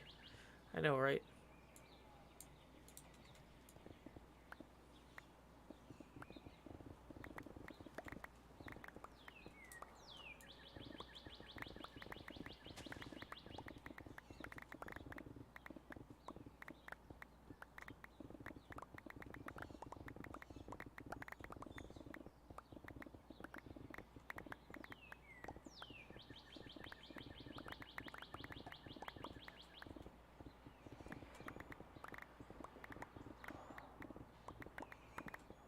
Tricky says, no one wants to work on Monday morning, lol. Well, that's why I'm here in solidarity with those of y'all who are back in the office or back at work today. Need a little bit of company. Background noise. I always liked working with the radio on even before streaming existed.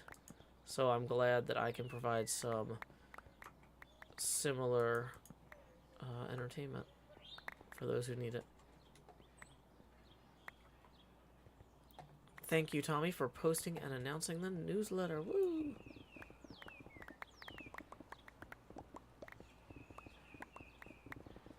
Sean Deere says, first time joining a Joe stream. I'm sick at home instead of at work, so this is a delightful way to spend the morning.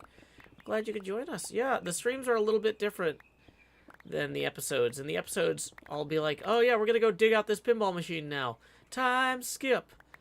And then it jumps to me being done. This is inside the time skip. This is the part of the episode you don't get to see. It's just me talking to people while I listen to bird noises out my window and remove blocks. It's a much more chill pace.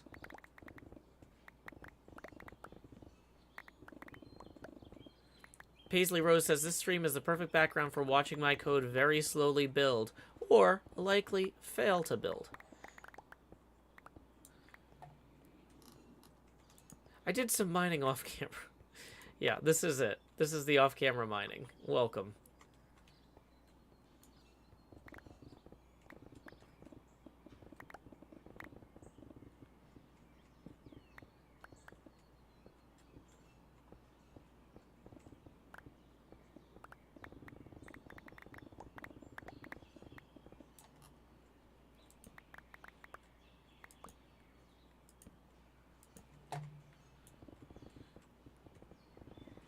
Emily says, love the face cam. Well, don't get too attached to it, Emily. It's variable. It gets larger as people tip more. We are currently 20 away from our next face camera expansion milestone. And tips are welcome via paypal.me/JoeHills and YouTube Super Chat. So, you're really getting to see HermitCraft through the eyes of a hermit.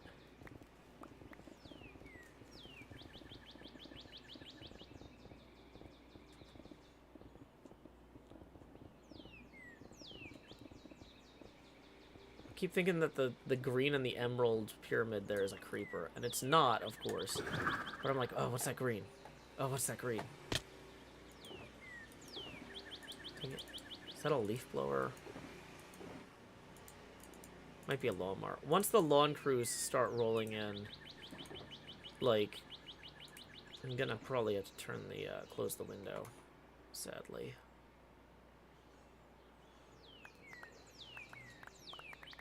But yeah, a lot of apartment buildings around here will have lawn crews. And so, it doesn't matter if people are at work during the day. Well, because I guess, well, lawn crews are people at work during the day. But, like, you would think, like, oh, there won't be that many lawnmower noises and stuff in the middle of the day on a weekday, because people do that when they're out of work on the weekend. Well, not as much in the city where you got, like, commercial properties with lawn crews rolling through.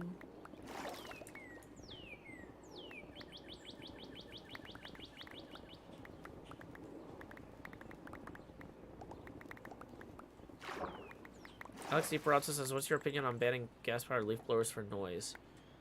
I mean, the small engines in those are also really bad from an exhaust standpoint.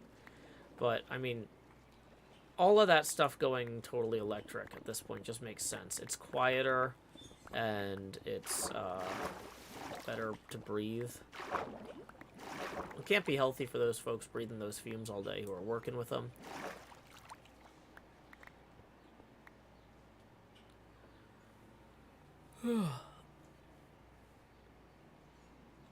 Sean Deere says, my apartment complex is currently doing the lawn care, so I have industrial lawnmower noises in the background. Ah, sorry, Sean. Okay. Many of these not completely full stacks.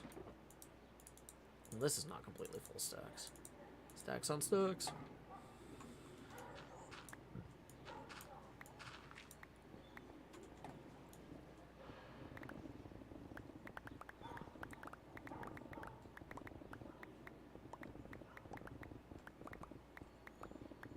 We'll just fly up there if we need anything at this point. We can get rid of... Like, we weren't really climbing up there with the scaffolds and stuff anyway. One of my friends who has a house got an electric lawnmower leaf blower set up. And I covered for him on his lawn care once when he went to Japan. And I was amazed at how quiet this stuff was. Like, the electric lawnmower was almost silent. It was amazing. It's like, I could listen to a podcast with, like, just normal headphones. You don't need, like, special earmuff ones or anything. Like, that stuff has come along a really, really long way since I was a kid.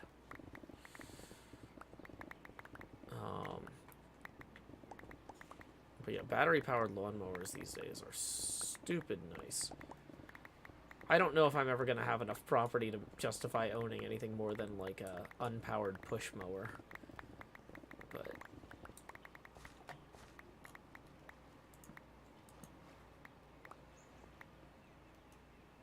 Good luck with your build, Paisley.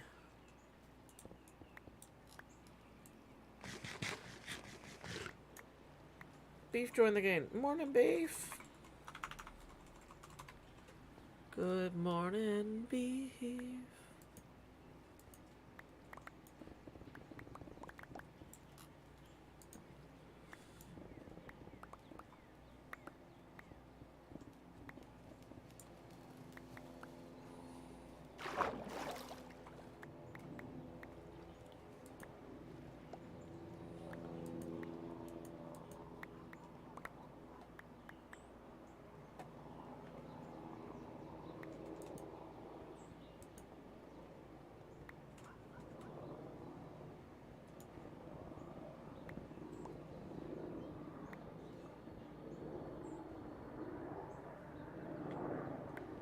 Electra says, after 20 years of renting, I got a lawn last year, but our yard is so steep I had to hire a professional lawn mowing person to do it for me.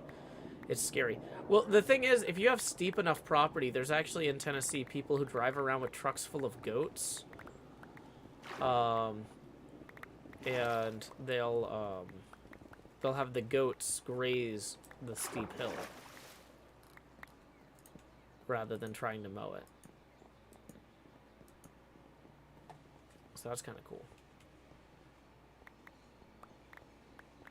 Nola says, one of my wants for the future is a yard that's mostly garden beds and no lawn. Yeah, I don't really see a huge need for having a ton of grass myself, because it's not like I'm grazing anything on it.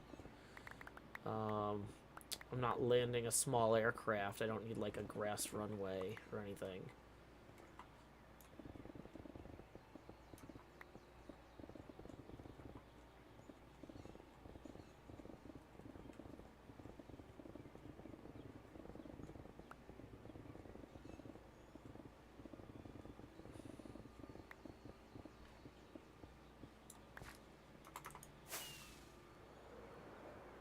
Tara K says, we have city goats to take care of the park here.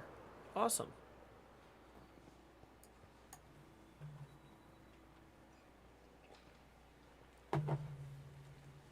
Let's see.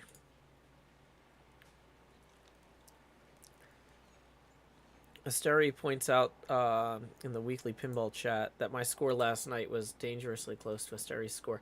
Yeah, I for those of you who were watching the stream last night, I was having some hilariously bad runs at pinball, trying to topple Mr. Hardluck's score before wrapping up the stream, and I failed. And so the thing is, I was like, well, before bed, I need to close out the last pinball tournament anyway to start the next week, because you have to be awake to start a tournament in Pinball FX3. So I was like, okay, well, you know, I'll do another round or two and see if I can catch hard luck. And with, like, the game I started 4 minutes before the tournament ended, I got lucky and sank a ship, which is worth 20 million points. And hard luck only had 15 million total. The thing is, though, that your score only goes on the leaderboard if you finish your game before the tournament concludes. And I was like, okay, I feel like it's been like 3 minutes. I need to just drain my third ball. It looks like if I had played my third ball, I might have caught a Steri. But Mr. Hardluck says my ears just started burning. Yeah, Hardluck, I don't know if you saw the scores. But I finally managed to actually sink a ship, which is worth 20 million points on its own. This week's tournament is Creature from the Black Lagoon. So that's a fun one. I did a couple rounds of that just to get a score on the board last night, and I managed to actually start the film. There's 4 shots you need to hit. Well, 4 challenges you need to hit to start the film and start multi-ball. So I got a decent game in where I successfully completed those challenges and started multi-ball. My multi-ball score wasn't great, but, you know, I just wanted to have something on the board at all for people to try to catch up to. So I have a very catchable 104 million right now in Creature of the Black Lagoon.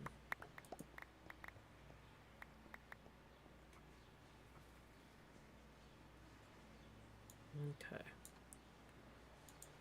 Asteri says, I never even sunk a ship. My points came from getting the broadside shot several times in a row. You know, if you keep shooting the broadside shot, it'll say ship sunk and give you 20 million points. What you're describing is the process by which you get those 20 million points. Maybe you didn't... Maybe you, like... Maybe you didn't notice? Like, and you're just like, oh, wow, I guess that all added up. Because, yeah, with your 35 million Asteri that you got by shooting multiple broadsides, you probably sunk a ship. Because every time you shoot a broadside, it fills in one of the sink ship letters, and then if you hit it again, it blows up the ship for 20 million. Welcome, Ghost by TV. Me Cheese Mouse, welcome. Me Cheese Mouse says my schedule's clearly all over the place due to school holidays. Well, glad you can make it. Nashville is back in session today. We don't have Easter Monday as a holiday here.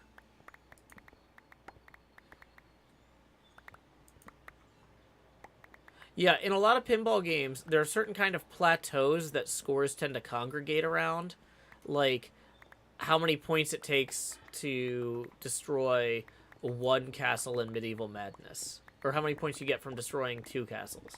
Right, Attack from Mars. If you save 2 cities, you're going to get around the same score as somebody else who saves 2 cities, because those are such huge pivotal points getting things, right? So yeah, there's going to be a natural plateau for scores in Black Rose around sinking that first ship.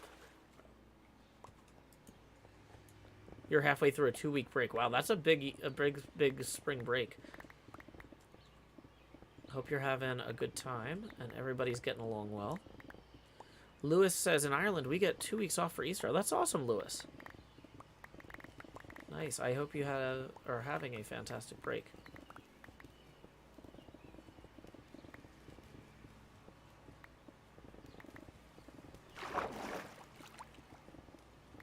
Beef joined the game again. We already greeted Beef once, so we don't need to greet him again. We want to be polite, not weird. Not creepy. Hi, Beef. I see you've reconnected to the HermitCraft server. Cha-Cha says we only get 1 week here. I mean, yeah, our spring break is decoupled from Easter here in Tennessee.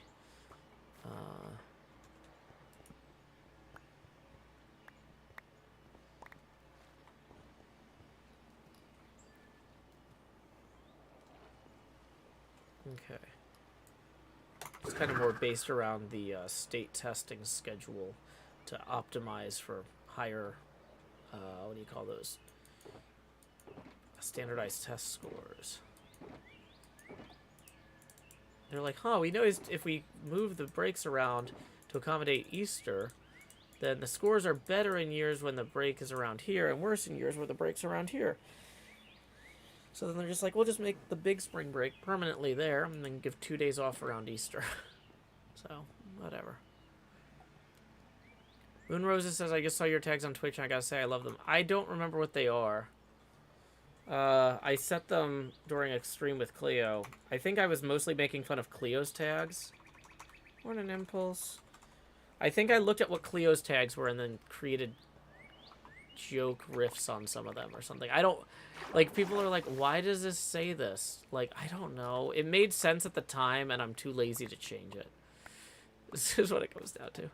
Vin Shoken says, just biked across campus and still heard 1,000 more birds in Nashville than in person. That's a pretty bleak campus. I don't know. I went to... So, yeah. Yeah, the university I went to is like a national arboretum. And so, like, I think of university as like a place that's close to nature. But that's not true for a lot of places outside of Tennessee, I guess. It's... Well, I mean, even in Murfreesboro... You know, the university is close to parking lot. Or Cookeville. Oh my gosh. Man, when I went and visited Tennessee Tech in Cookeville in high school, when people were like, oh, you should go to Tennessee Tech. You like technical things.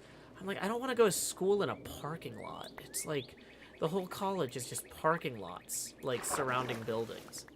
I'm like, this is so miserable. This is not how I want to live. Pray for My Happiness definitely is a Dracula reference.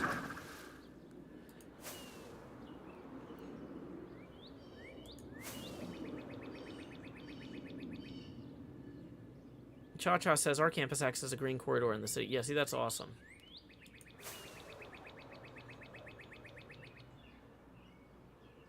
We need to let some of these trees grow, so we're gonna AFK here for a minute.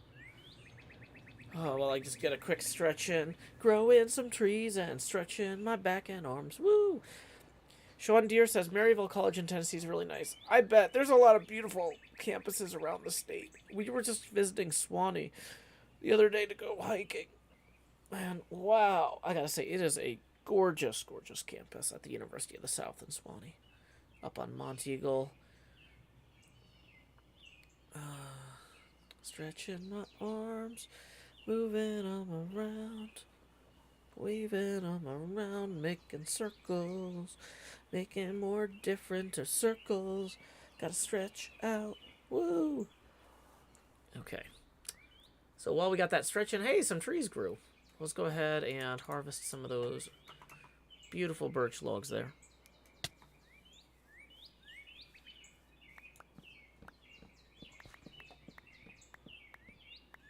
I need plenty of these, as you saw.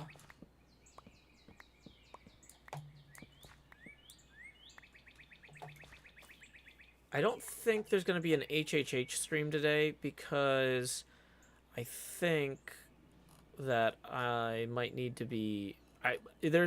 So one of the things about HHH is that the top priority is helping hermits. The second priority is the stream.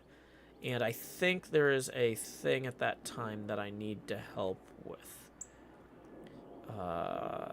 Yeah. So, I'm gonna post a note. No HHH stream today because of conflict with, Jeez.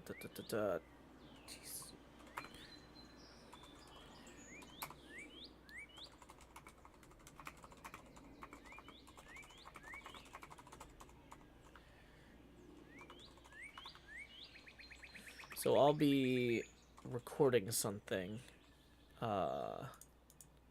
Whoops.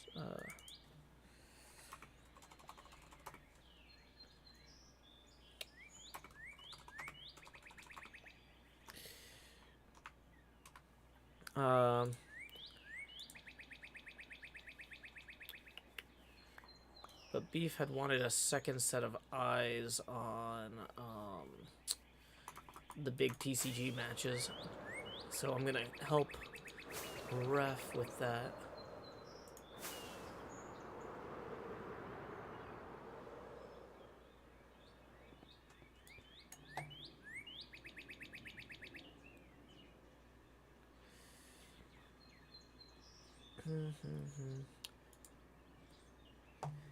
Hey.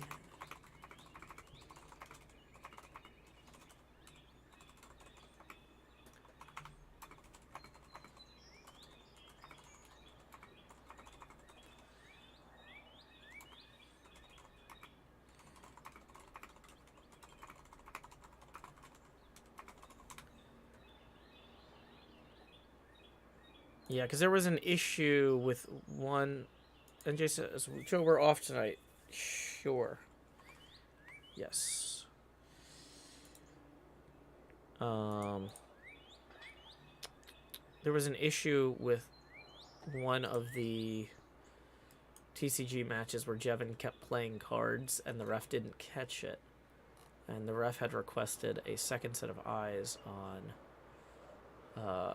future matches wherever possible. So I'm going to be helping out there. But because it's a tournament match that's not, you know, it's a spoiler, we can't stream it. I've got to go and I'm going to go be helpful by making sure that Jevin doesn't play too many cards. So we might go a little bit longer than usual on this stream since we're not going to have the stream later. I say longer than usual. I'm actually starving. What time is it? Have we already gone longer than usual? No. Okay. No. Okay. We'll go for another half hour. Let's say we'll wrap up on the hour here. Mini Cheese Mouse tips 20 and says, hopefully this will lower the opacity enough to see the stream. Well, good point. Here we go. Let's expand. Jost. Do. Lowering the opacity now to 32%. Getting that on the abacus there. Boom. Thank you very much, Mini Cheese Mouse. Oh yeah, I got distracted. I was supposed to be... Who's Jevin slated to face in the next round? I don't know if that's public knowledge yet.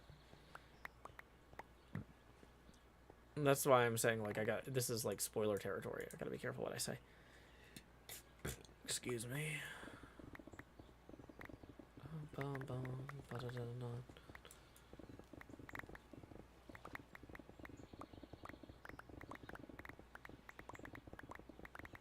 Yeah, I was gonna go get birch, and then I forgot. So let's maybe go get some birch, too, real quick. Because we actually do need it at this point, I think, for getting... parts of the bits down there.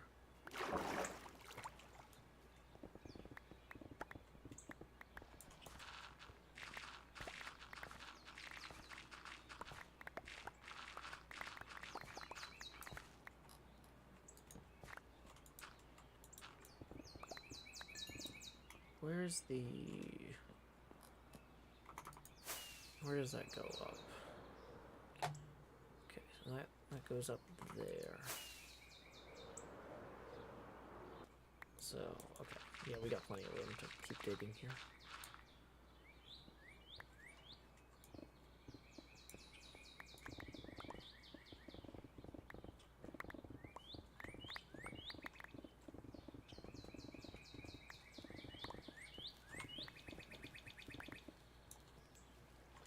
Okay.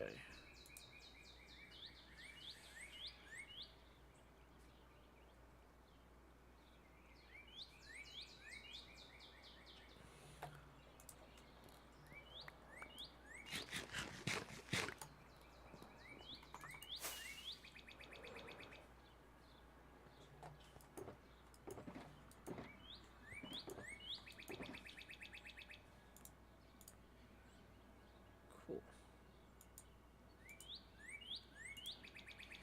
Why is this... Oh, come on. Okay. Sorry, I'm just having software trouble.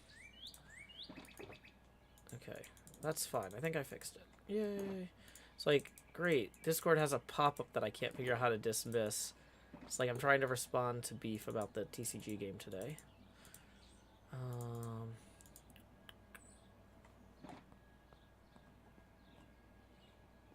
Stitch says, do you have to tear this all the way down to the next level before the next phase of work? Not technically. Technically, the next phase of work is actually on the outside of the machine. This is like for 2 phases from now. But the problem is working on the outside of the machine requires like a lot of spatial reasoning. Like getting the pixel art for the galaxies here. Let me duck out of the way. Oh, that's not better.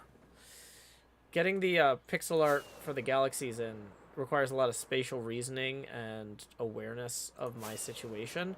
And I'm kind of sleep deprived right now. So we're working on the easiest part of the machine, not the next part of the machine. If that makes any sense. So this way, it's like, this, no matter how, if I'm at the top of my game, and I'm coming in here, I'm like, yeah, I'm ready to mine. I got a good night's sleep.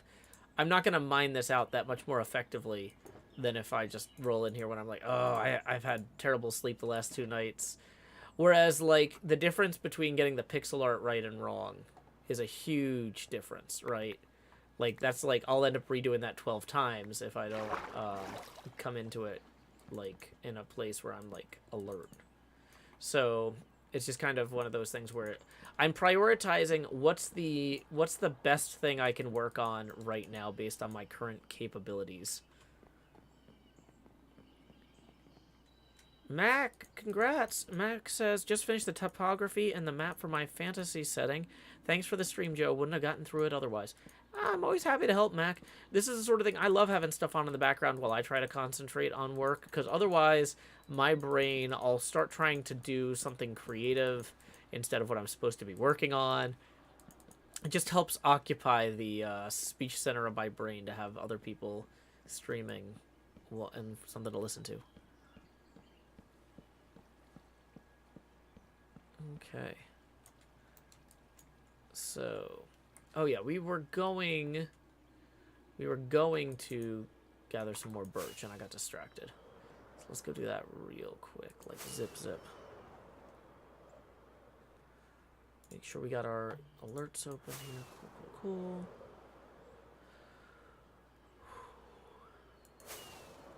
Madison says, Joe, you may be able to relate. Just got bit by a mosquito inside my house. I try not to let bugs in.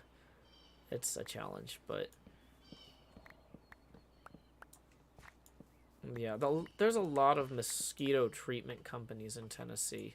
You know, you'll be walking around, and there's like yards with signs that say, my yard was treated by mosquito, blah, blah, blah. So, luckily, they're not quite as bad as they used to be for that reason. Maybe it's not luck, maybe it's fortunately. But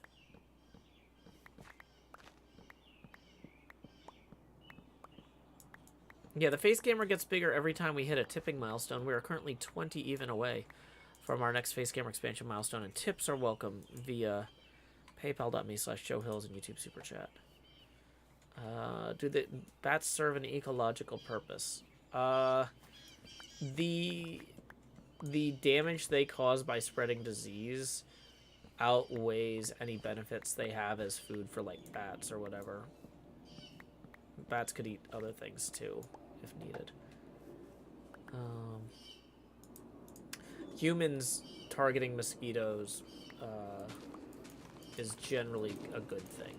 Now, it's when we try to kill mosquitoes but don't target it, and other stuff gets caught up in the crosshairs, that's problematic.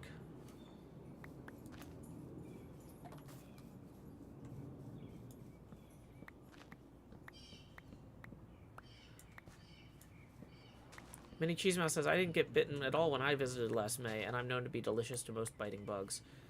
Yeah, a few good things in Tennessee is our mosquitoes tend to stay low to the ground, and so a lot of people will put, like, elevated patios, or not patios, elevated porches and balconies and stuff. So you get bit less if you're, like, sitting on, like, a second floor balcony, because the mosquitoes stay close to the ground. Monster Magnet says, a lot of birds would have nothing to eat without mosquitoes. I don't think it's quite nothing.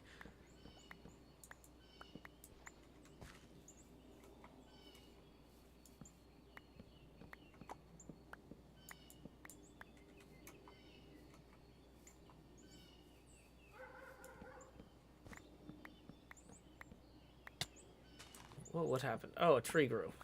I don't know why I was surprised. I planted a bunch of trees and one grew. That should have been anticipated.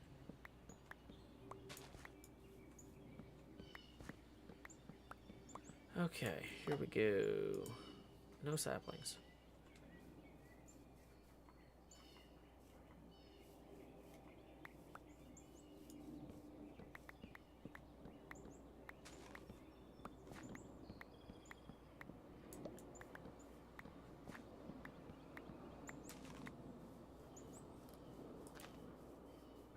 I don't think humans are going to be able to completely eradicate mosquitoes, nor that we should try to completely eradicate them. But I think something to keep in mind is that because of humans, there's a lot more standing water for mosquitoes to breed in, because of basically the ways that we fail to take drainage into account when building homes and stuff. So I would consider a lot of mosquito fighting techniques to be kind of an offset for the fact that we increased their egg-laying habitat when we built our homes.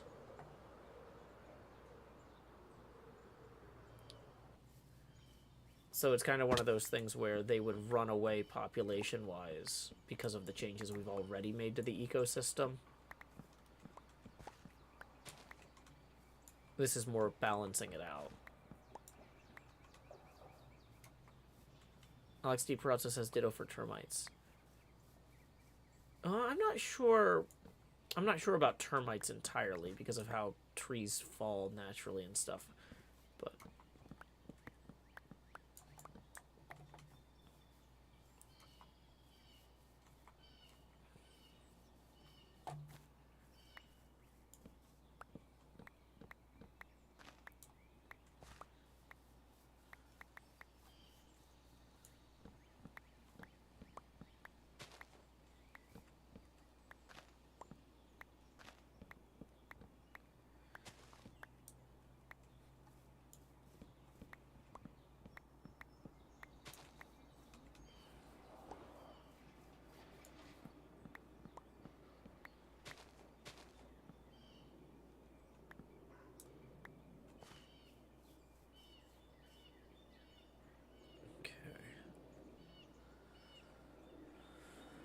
oh boy.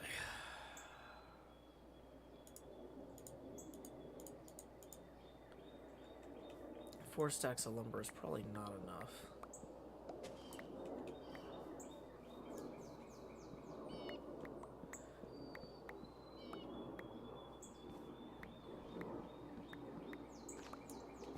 Vincho Ken says, guess you could say the same for ticks. We remove the predators that keep deer populations in check, and ticks use white-tailed deers in one of their life stages. Yeah, that makes sense.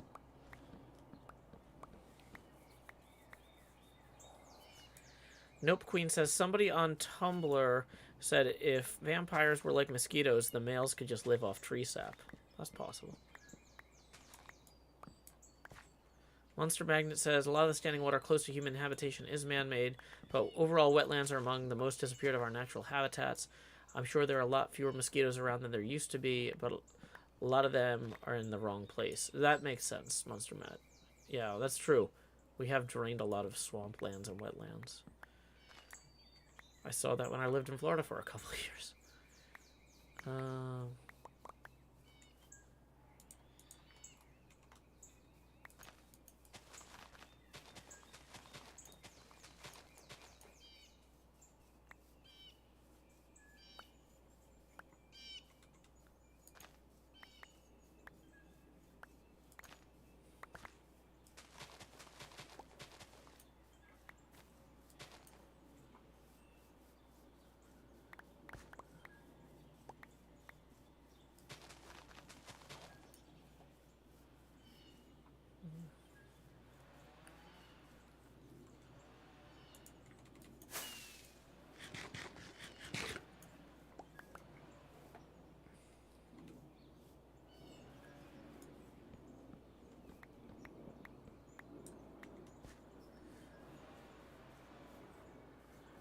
Alex DiParazzo says, the moral of the story is don't mess with nature. Well, the fact of the matter is we've already tampered with nature so much that we're going to have to figure out how to deal with the repercussions of it. Like, there's some parts of Tennessee where farms have been donated to the state to make state parks and city parks and stuff. And trying to repopulate those farms with native plants is actually a lot more complicated than just leaving everything alone.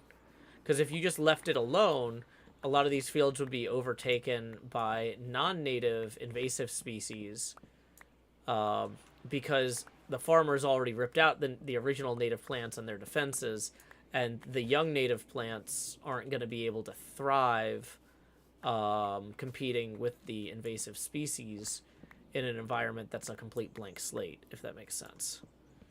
So, to some degree, we've already messed with nature. We need to understand what the implications are in order to rebuild.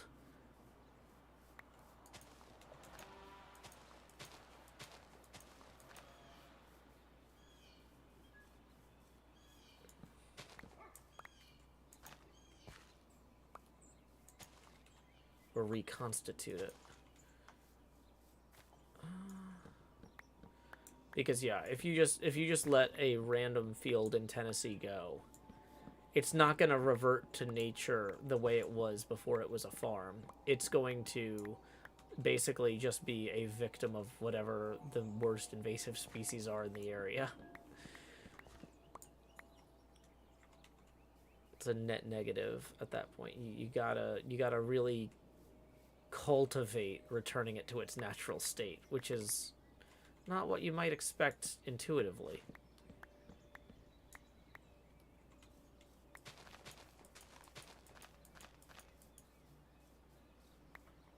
Alex D. Perazzo says, introducing or removing a species for human benefit has never been successful. I mean, I feel like that's an overly sweeping statement. Like, I feel like bringing tomatoes to Europe, broadly speaking, you could argue that that's been a success, right? That humans have benefited from tomatoes being brought to Europe.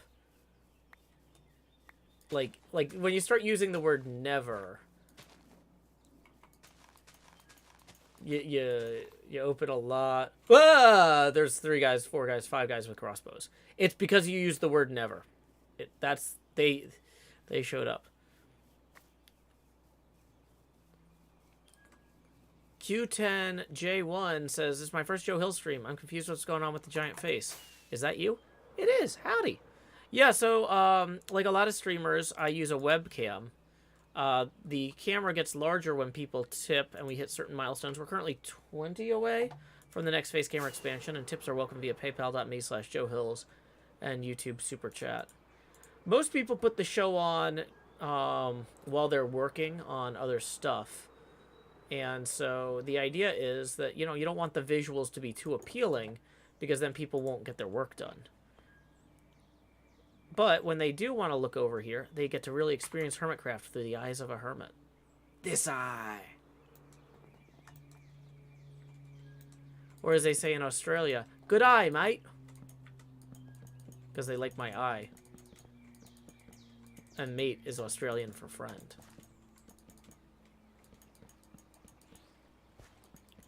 But basically, if people didn't want the camera to be this big, they wouldn't tip.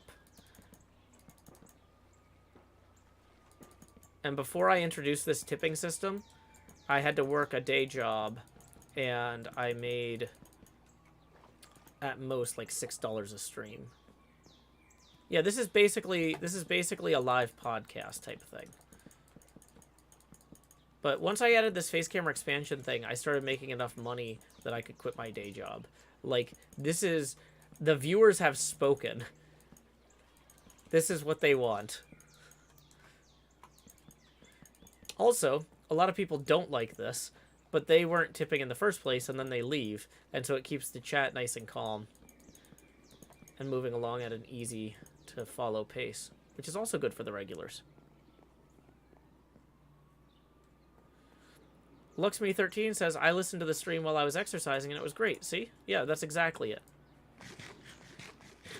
Like, this is one of those things where if you're supposed to be working on something else, like, for example, one of the things I realized is, like, I've been enjoying Countdown a lot while I'm cooking and cleaning and stuff. But every time they put the letters up for the anagram, I want to look at them so I can try to do the anagram puzzle.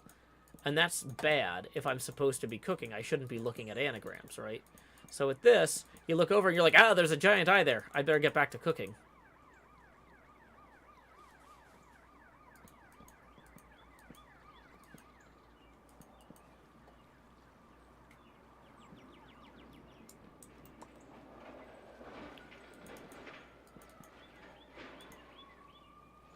A lot going on out the window. Luxme13 says, now I'm making quesadillas. Oh, that sounds fantastic. I'm about to go have my lunch/brunch break myself. I've got some leftover peppers and onions. I'm going to make some scrambled eggs with peppers and onions, a little bit of salsa, get some tomato in there. Then I'm probably going to have a bagel with that for my little brunch. Then I'll give me time to digest before I gotta ref this TCG match. Once again, no HHH stream today. The priority of Hermits Helping Hermits is helping other Hermits, and they need a ref for the TCG match. But it can't be streamed because it's a tournament match.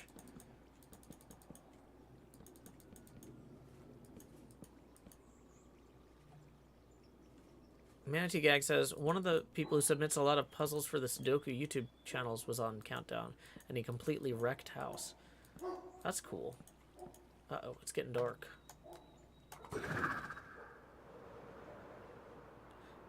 Yeah, introducing non-native species without taking consequences into account is a bad idea. Mahi Zero says, oh no, they're coming to arrest the birds. Lakshmi 13 says, no, not the birds. Oh yeah, also if you're new to the stream, you might not know we've got 3 chats going on. We've got the Discord chat for the Patreon patrons, we've got the YouTube chat for the YouTube viewers, and the Twitch chat for the Twitch viewers.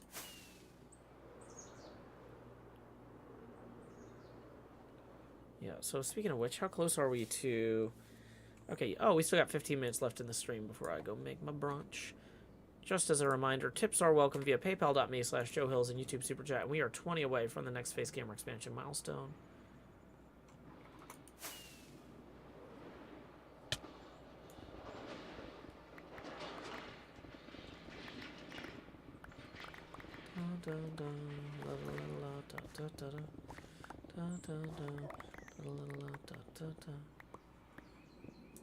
Yeah, we are just now outside the range of the beacon, or it's catching up to us anyway.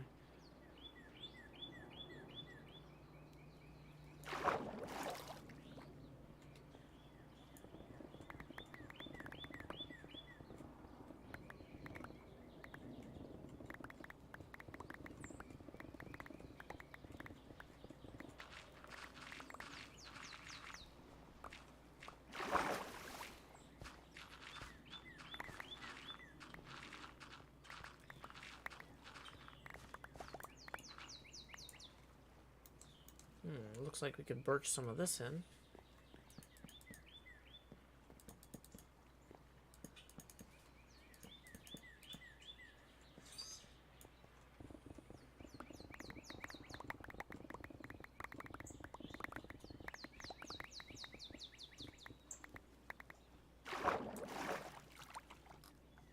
Might get some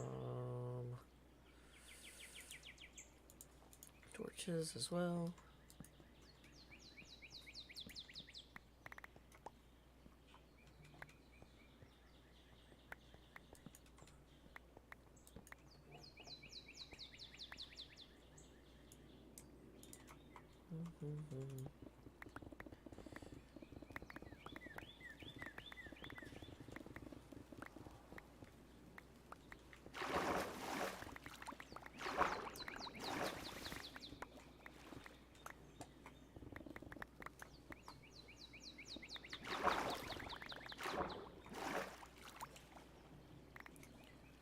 Okay, so these need to go along here.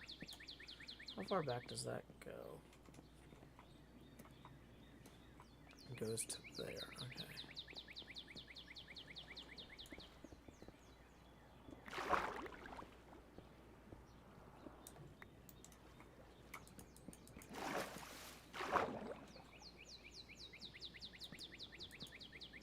Oh, whoops.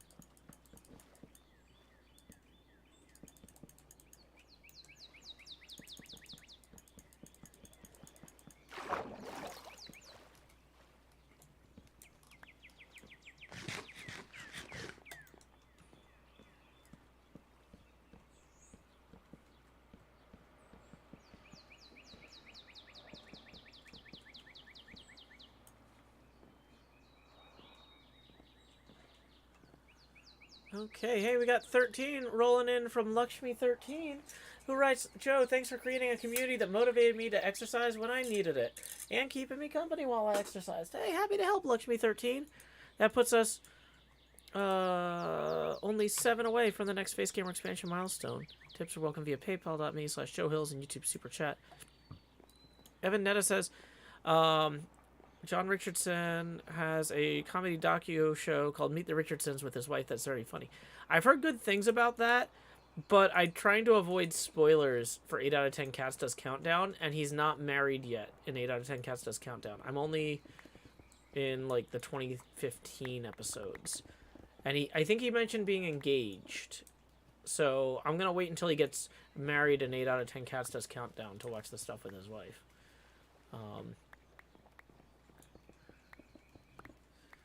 Like it's like how some people are like, oh, I want to watch multiple Hermits episodes, but I want to watch them in the order that the stuff happened.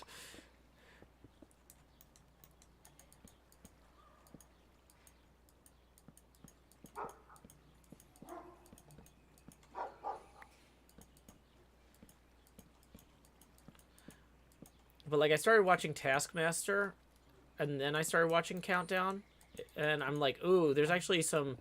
Like in Taskmaster, they're talking about stuff that happened in 8 out of 10 Cats Does Countdown. Like Joe Wilkinson knowing Susie Dent. Like I should really finish 8 out of 10 Cats Does Countdown, or at least get caught up to where the seasons are in sync before I push too much further into Taskmaster.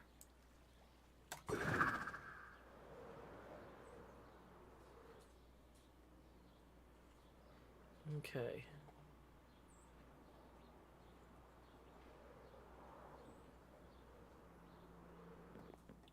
Manty Gag says the guy I'm talking about is Sam Koppelman Lyons. He was in the 2020 episodes.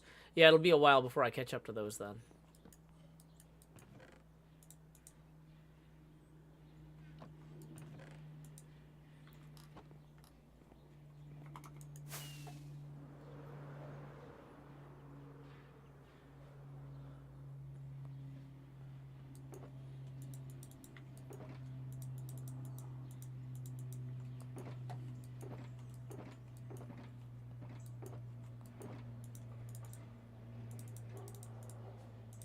Shovel. Max says it's almost overwhelming from a writing perspective how much overlap there is between the canons of these British panel shows. Ooh, Evan Netta says David Tennant and his wife were on it. Oh, that's really cool. Yeah, that's really cool. I really like John Richardson, and I'm going to watch it when I get there. But I gotta catch up on these 8 out of 10 Cats Does Countdown episodes, because like I said, I'm only in 2015 on that, and I'm not caught up.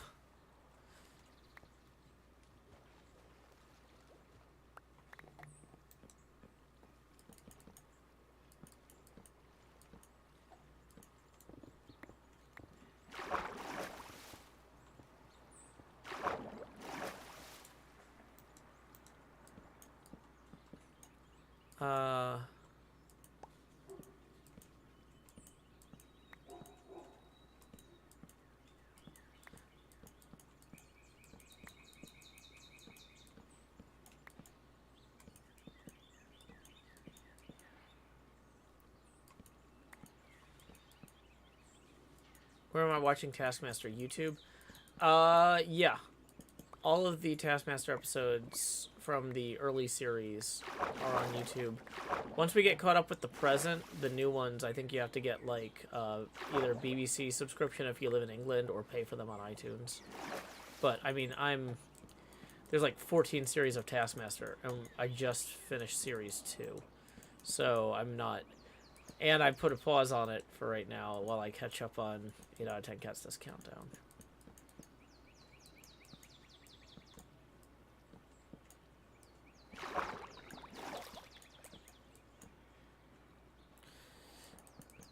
What's funny is I don't really care about spoilers for most things, but the problem is with these quiz shows or with Taskmaster, I like to play along at home. Like I like to try to think of an anagram, and so then there will be like, if I see like a YouTube comment under the video that's like, oh man, I can't believe that they didn't think of, or I can't believe they didn't see this 9-letter word. I'm like, maybe I was gonna see that 9-letter word, maybe not, you know, like, so.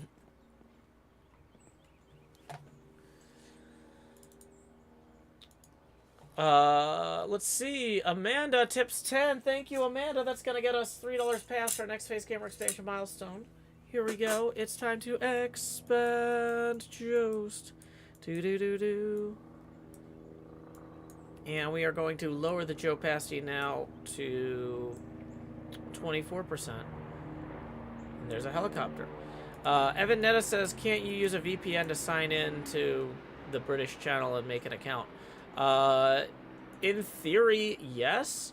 But if I feel strongly enough about a show that, like, I would bother with that amount of effort, I really need to ask myself if it's worth just, like, if I wanted to watch the new season of Taskmaster that badly, it's because I think the new season of Taskmaster is worth seeing, and I think it's worth paying the people to make at that point, right? I would rather watch, like, if something is worth paying for, I'd rather pay for it. And if I don't think it's worth paying for, then I'd rather watch something that somebody intentionally made for free. Because, like, a bunch of my friends make stuff on YouTube for free, and I'm behind on that. Like, if I'm trying to save money, I'll watch something. I'll support somebody who has a different business model. You know what I mean? Like,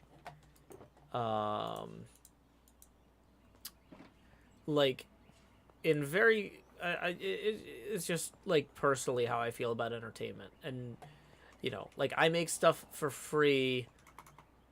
Like, the people who tip here let me make the show available for free to everyone.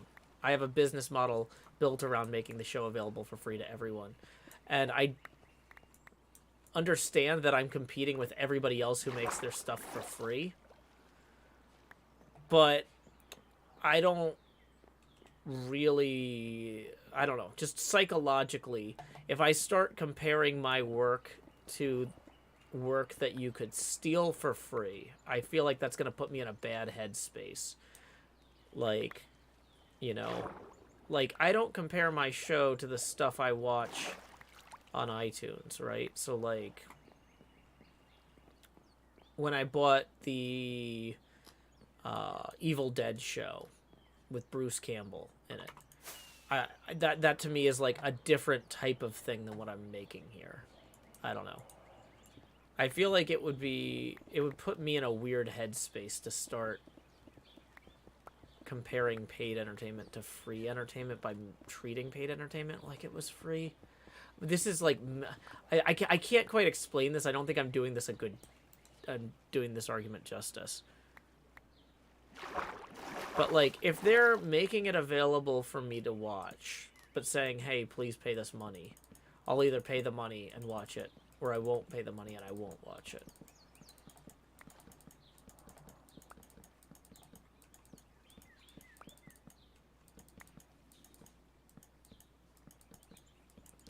Hey, Stephanie, stream's going pretty well. We're in the last bit, though. So you're kind of coming in on the tail end. I'm going to wrap up on the hour. Ooh, so last call for tips. Yeah, last call for tips. I should have done that a few minutes ago. So we're going to end a little bit after the hour, just in case any tips roll in, so I have time to thank people. Although, if they come in after, sometimes international tips do that. They take a little while to process. I will still acknowledge them on the Monday night stream tonight. There's no Monday afternoon stream for me today because I've got to help hermits in a setting that is recording only. The priority for hermits helping hermits is always helping hermits, not stream schedules. So I gotta go help a hermit with something on camera. Actually, several hermits with something on camera. That will be in future episodes. Maybe not my episodes, but keep an eye on Jevon's channel. There's something that's gonna be there with me in it soon.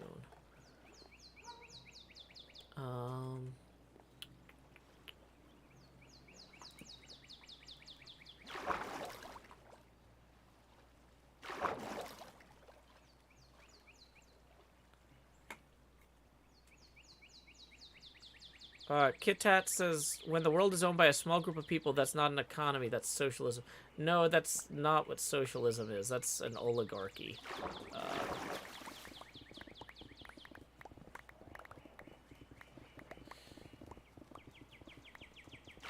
I'm glad that you're very passionate about your beliefs that a small number of people should not own all farmland, but you are going to probably want to look up some political definitions at some point. I appreciate the spirit of your argument.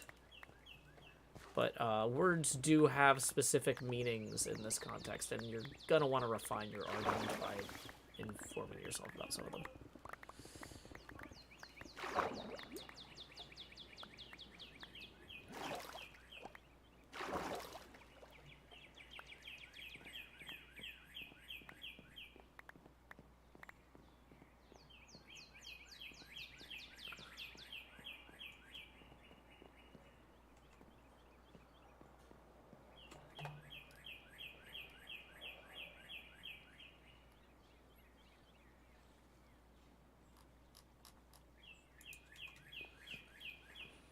Apparently Katats doesn't know how to make compost either.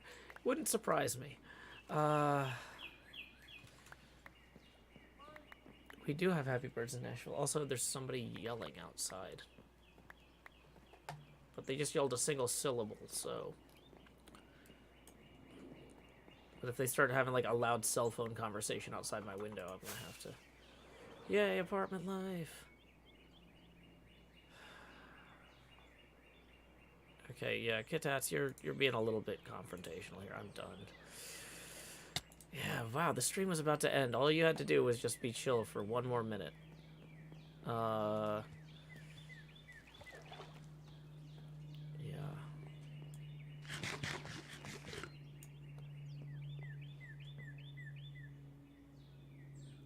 So, here we go. What are we doing? We are going to figure out who to raid. Twitch. Oh, good. There's a car alarm, too. Gonna turn down the window mic so you're not picking up that car alarm. Let's see. Kind of a... That person's on an AFK screen. Oh boy, not a lot going on. Let's see. Oh, that is not muted. Boy, okay. And that stream is unviewable. Let's see what's going on in this other stream. Categories, pinball.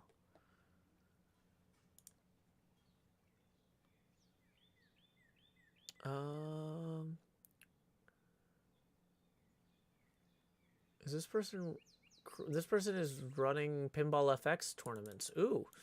I like Pinball FX tournaments. I run one of those. So we're going to go ahead. I don't know this person, so I can't vouch for them. But just skimming their page, they're probably okay. This is not an endorsement. This is just a raid because I like the game they're playing. And, yeah, so we're going to go over to twitch.tv/Brass League. Our raid messages. Howdy, y'all. Joe Hills raid here. Anyway, until next time, y'all, this is Joe Hills from Nashville, Tennessee. Keep adventuring. Do-do-do.